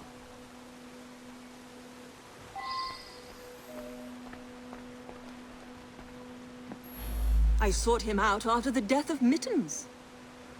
I was so hoping to hear from my loved one. I'm convinced Thaddeus could have communicated Mittens' wishes to me. I must know to whom Mittens wishes that I should leave my fortune. And now Thaddeus is lost to us. I shall never know. Mittens is my beloved kitty cat. She was run over by a milk wagon several weeks ago. I've been trying desperately to contact my sweet thing ever since. I'm not well, though, and likely haven't long to live myself.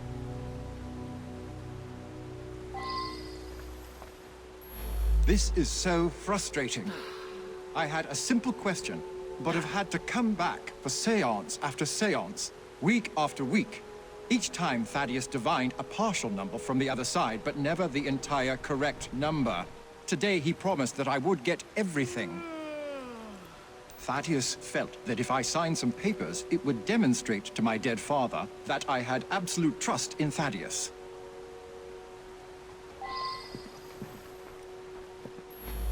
He was an incredible psychic.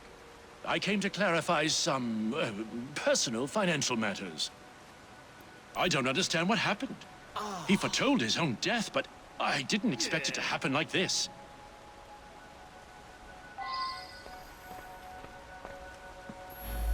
I have no doubt that his powers were genuine. He was able to tell me of my daily comings and goings, and all manner of details that he couldn't possibly have known. He certainly was going to be able to put me in contact with my sister. I'm so sorry to lose Thaddeus. The oddest part is that he claimed all would be revealed to each of us before his death. I've been coming here to decide whether I should accept a marriage proposal. Thaddeus had been attempting to contact my departed sister so that she could give me advice. Thaddeus was a kind man who sincerely wanted me to make the best choice. Now what am I to do?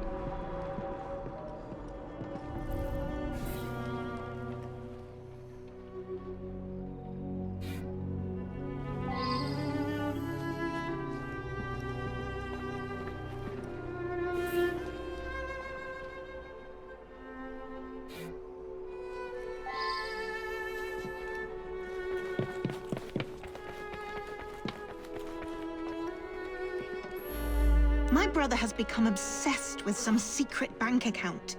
He inherited almost all of my father's fortune, as well he should as the male heir, but some was locked in a secret account. I think it unlikely that it should be a significant amount. I went along to the seances a couple of times. I thought it was a waste of my brother's time. power of attorney to a psychic. That sounds very unusual indeed.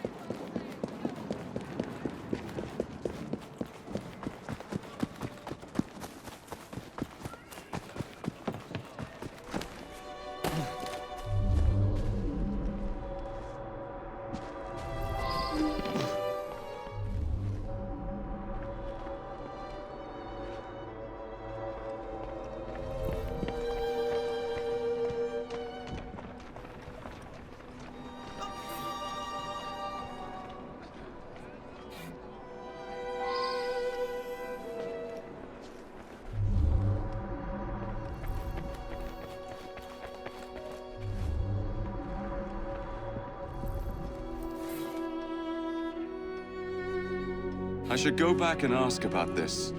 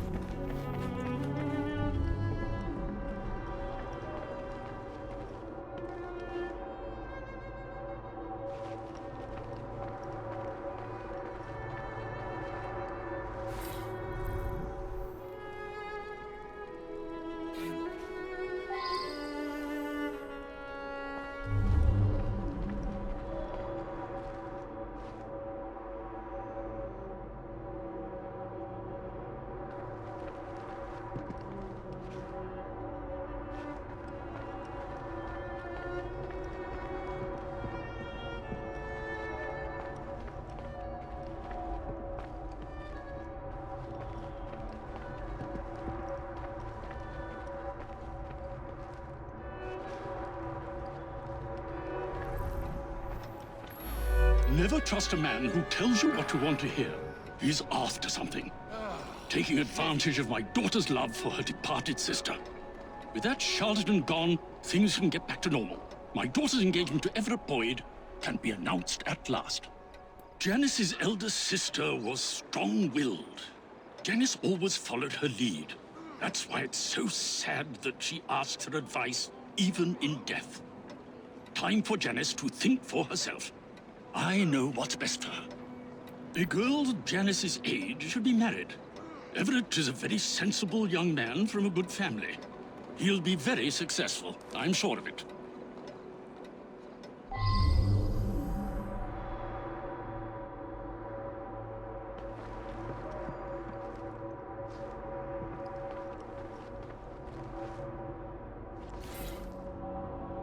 Now that I've seen this, I should ask more questions.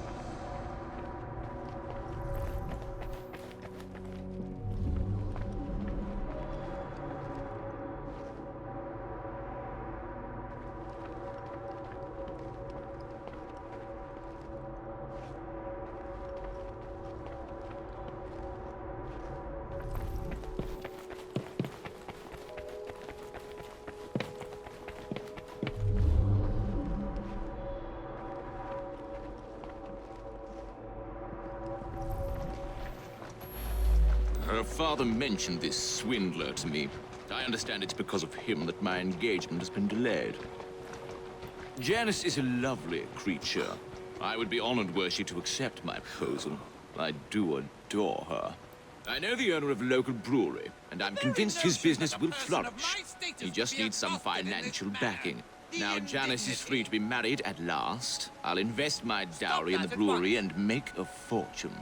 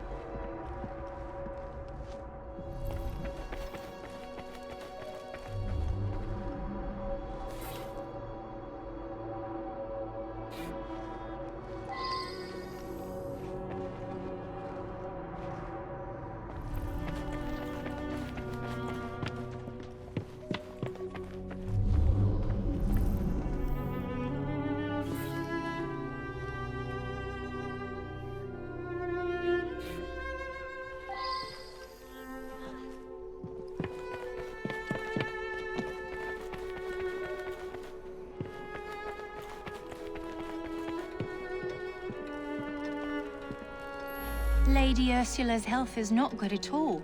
And now she's lost her cat, it's almost like she has nothing left to live for. He's been Lady Ursula's butler for years. We have plans to marry. But first, Douglas needs to put together a little nest egg. He says he'll have some money soon. Lady Ursula was planning to leave her fortune to her cat Mittens. Since the cat passed on, she's been going to that spiritualist in hopes that Mittens will tell her what to do with the money. Steady on. Slow down now!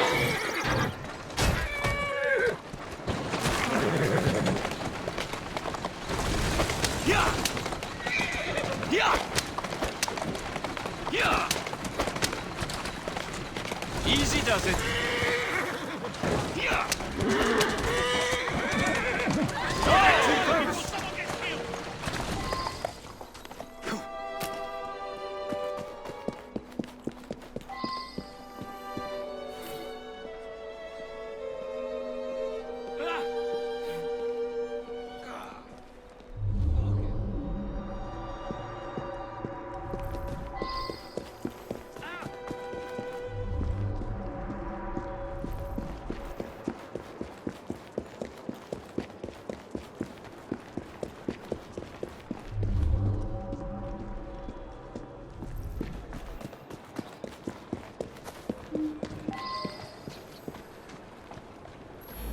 That's me.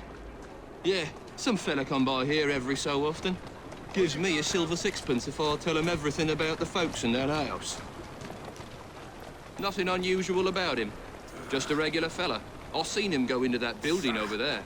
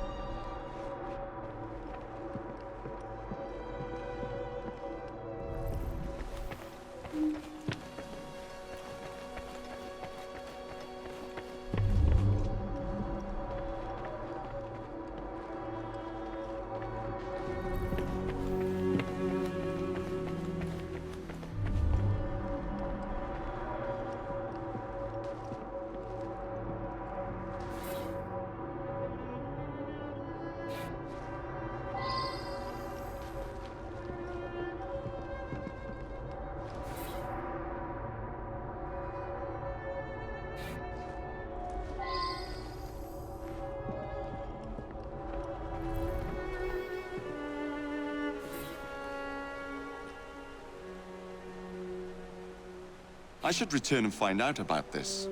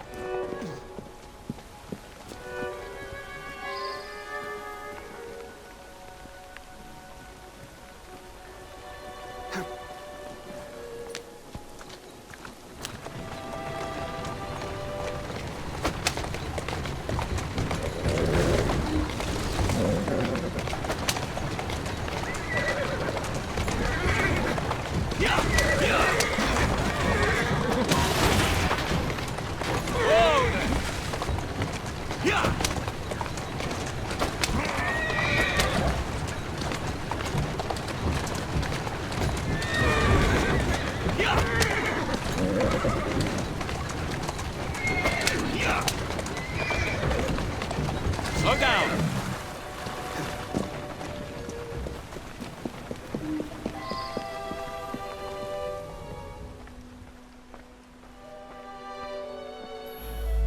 I simply do not believe it. And if you're implying that my butler was paying Thaddeus, I must ask you, why would a great psychic do the bidding of a common butler? Hmm? My own sister, paying Thaddeus off? I thought he was a bit too insistent that I sign that paper. Well, Anne is going to get a good talking to, believe you me.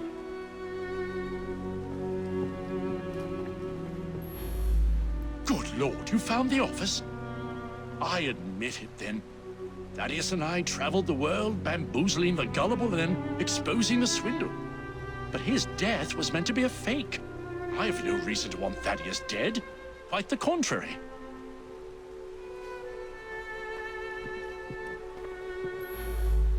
You believe that Everett paid Thaddeus to manipulate me?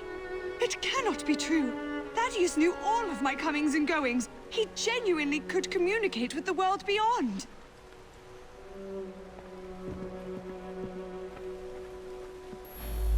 You think someone paid Thaddeus to tell my lady that a cat wanted them to inherit?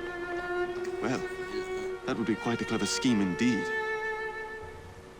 He was going to reveal my plot. He paid the price for betraying a fellow crook. This Thaddeus fellow was rather too clever by half. But you pieced it all together very cleverly. Mr. Raymond was particularly interested in this one. He admired the duplicity of Thaddeus.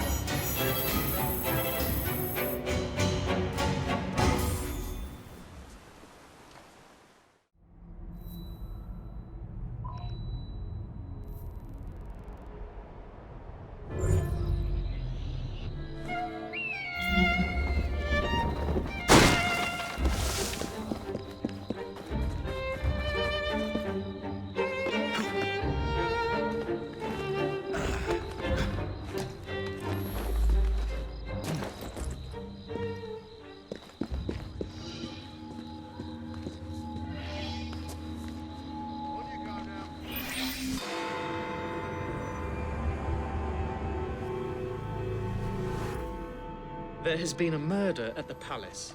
I need you to be careful with this one. Anti-royalist pamphlets have been cropping up and tensions are high. The Queen is very nervous about security. This way.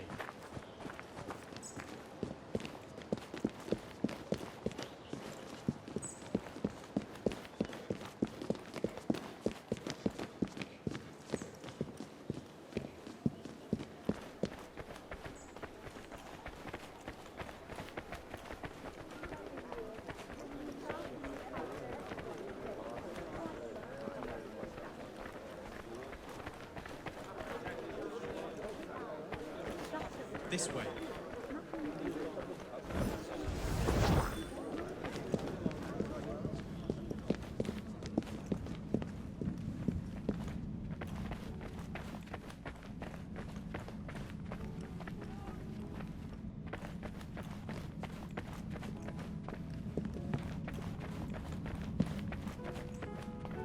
Here we are.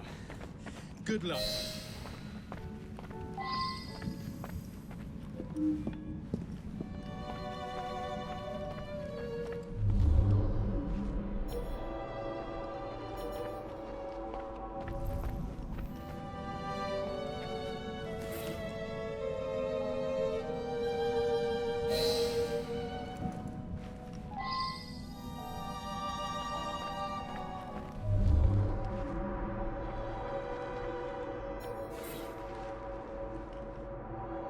I should go back and ask about this.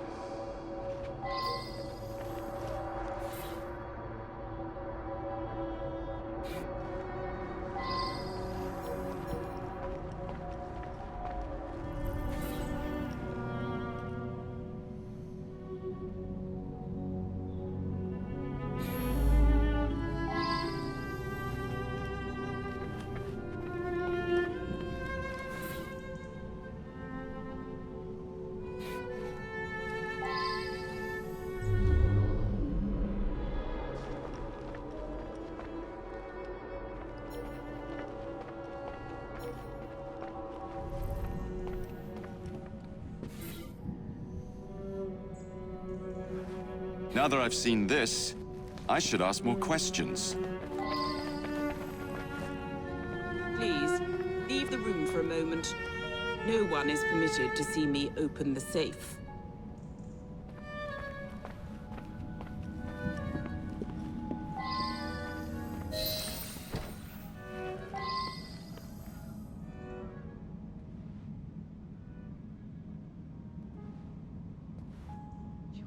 Imagine that someone was after the scepter. I must see it.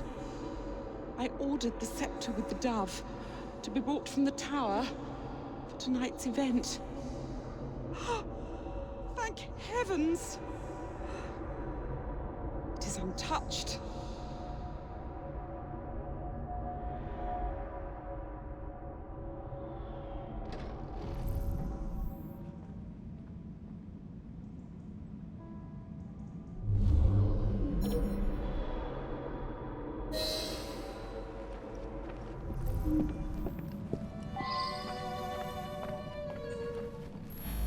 The poor man.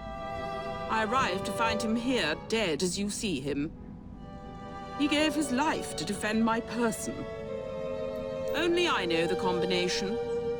The vault contains the very precious scepter with the dove, which I've chosen to be used in tonight's knighthood ceremony.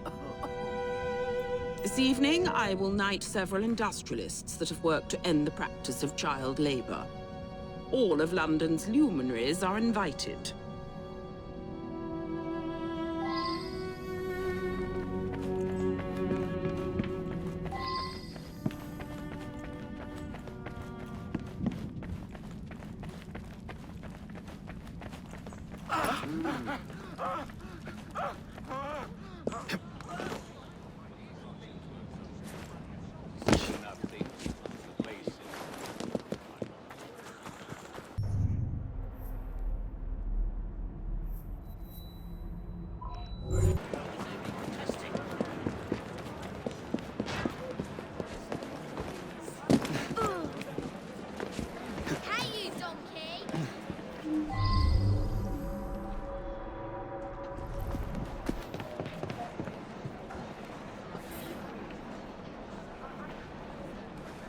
I should return and find out about this.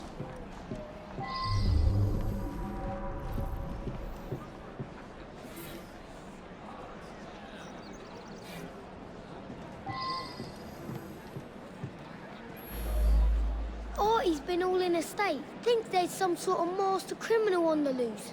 Then this morning, he's gone. Come to think of it, he had been going on about the Queen and all for the last day or two. Seemed to think she was in some sort of trouble.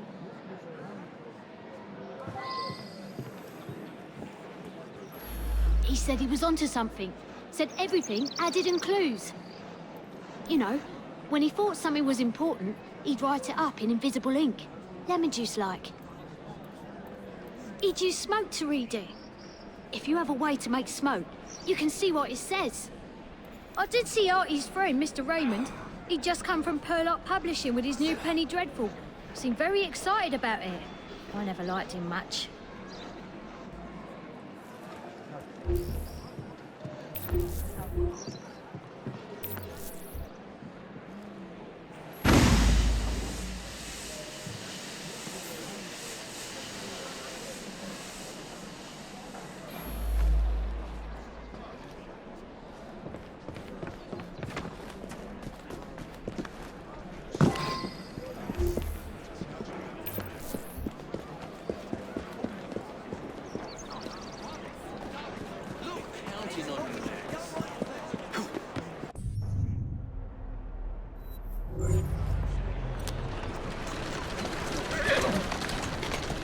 Whoa, easy.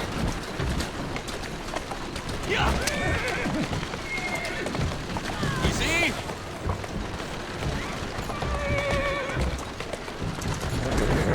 Whoa.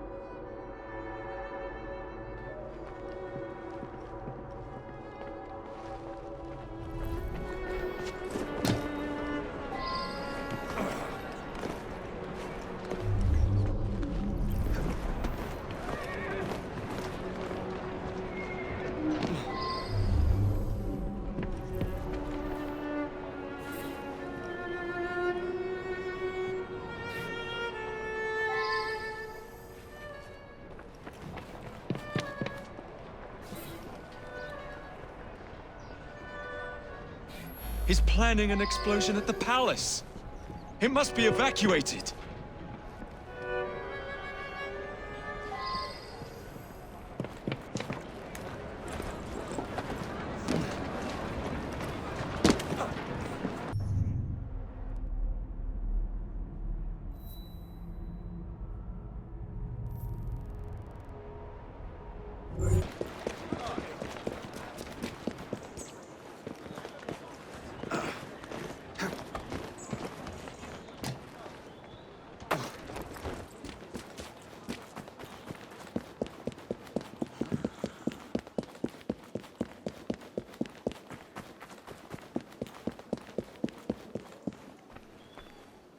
There's at least 100 people here for the knighthood ceremony.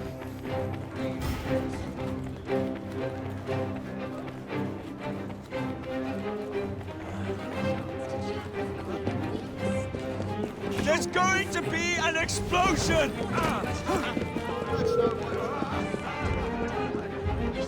Cannot wait to see it.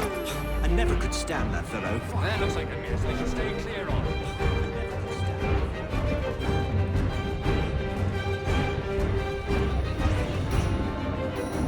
I do hope she does not Get out! Emergency! Out!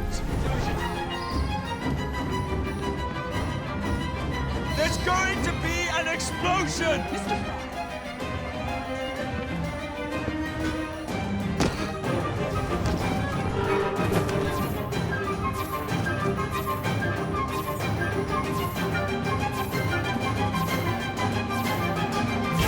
Good. They're out. Why is nothing happening? Nothing? What's going on? I've been tricked! Raymond! Why has he done this?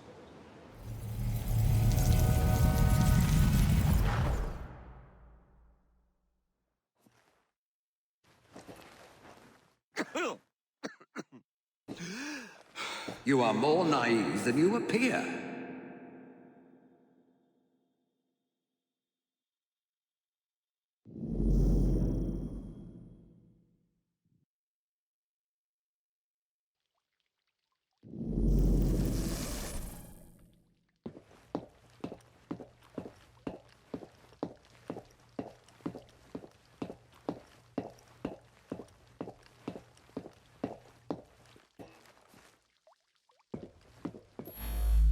Look beyond the obvious, beyond surface appearances.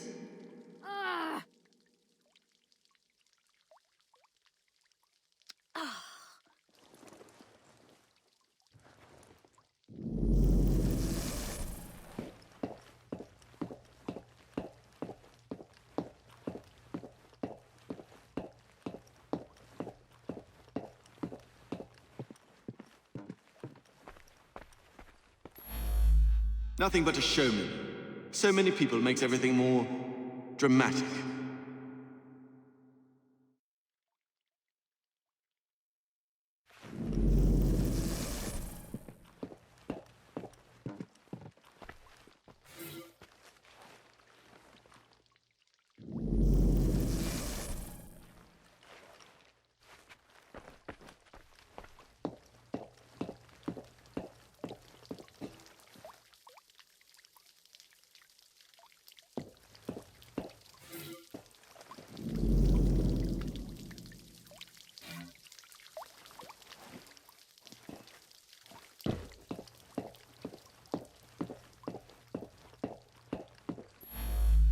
I found the same clues you found. I knew there was to be an explosion, and I led you here to save everyone. I'm as mystified as you are that nothing happened.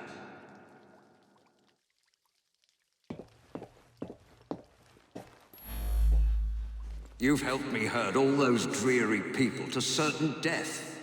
We shall hear the explosion presently.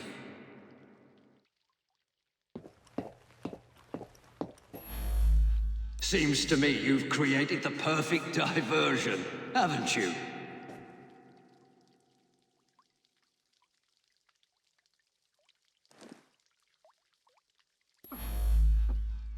Quite right.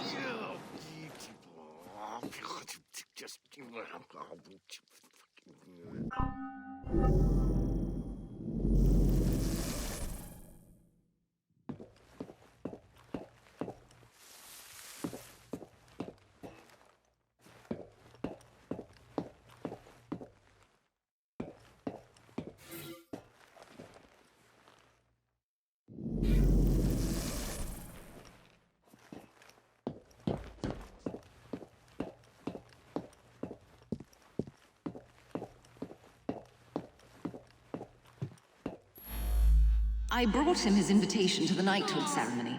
The one with the special scepter.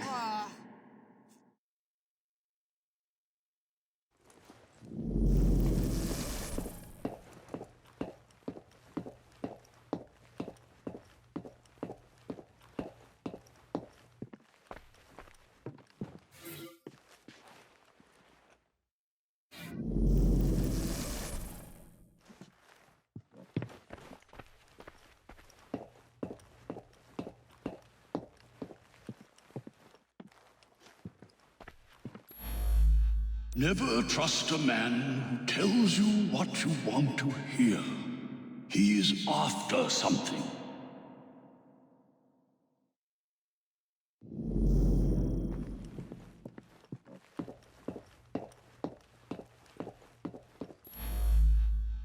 While you were chasing all those people around, I absconded with the Queen. A hefty ransom is now due.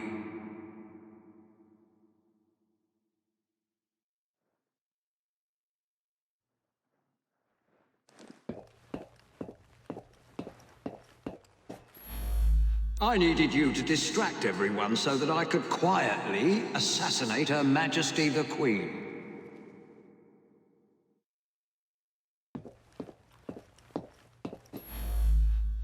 A man like me can take anything he wants, even the Queen's most beloved item of all her crown jewels, the priceless and symbolic scepter with the dove.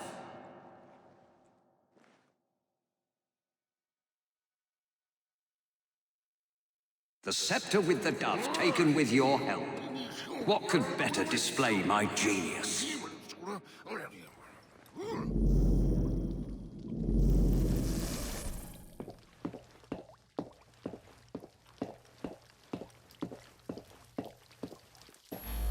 No one questions you when you wear a uniform.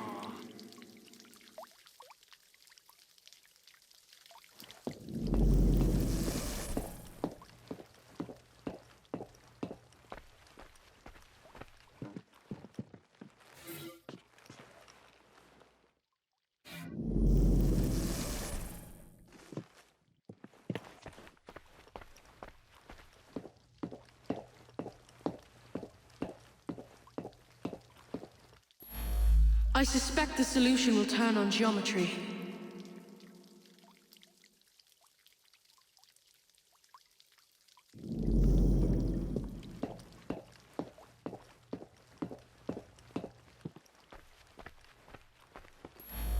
I am a fellow of many skills.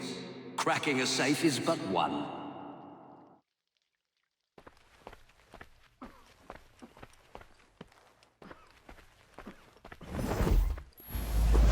I threatened the Queen with her very life. She told me the combination in a thrice.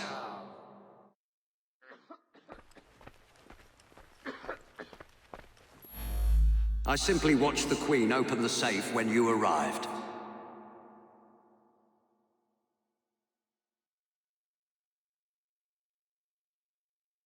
Quite right. The dead guard was I. The spider venom allowed me to fake my death. I had a perfect view from where I lay.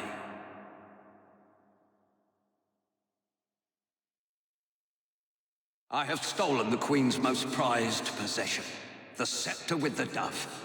Think of it. I have outfoxed you, the most cunning detective in Britain. I mocked you by leaving clues for you at every turning point. Now I have the scepter.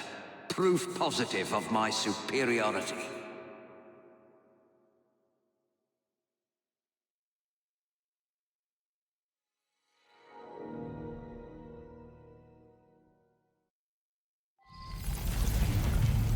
Jacob!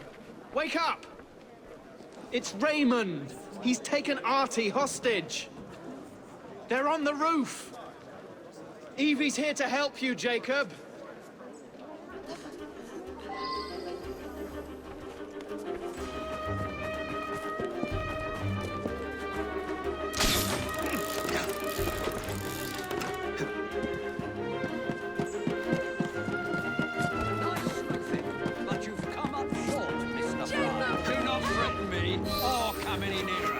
This lad's very long.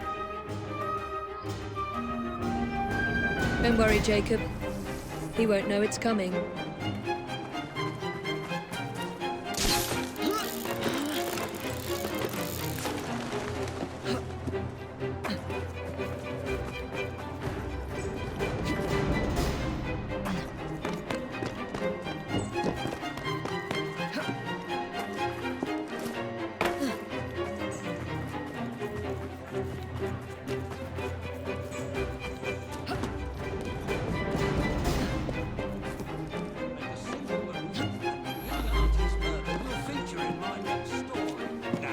Mr. Fry, I said do not move. Come now. Scratching my nose surely shouldn't count.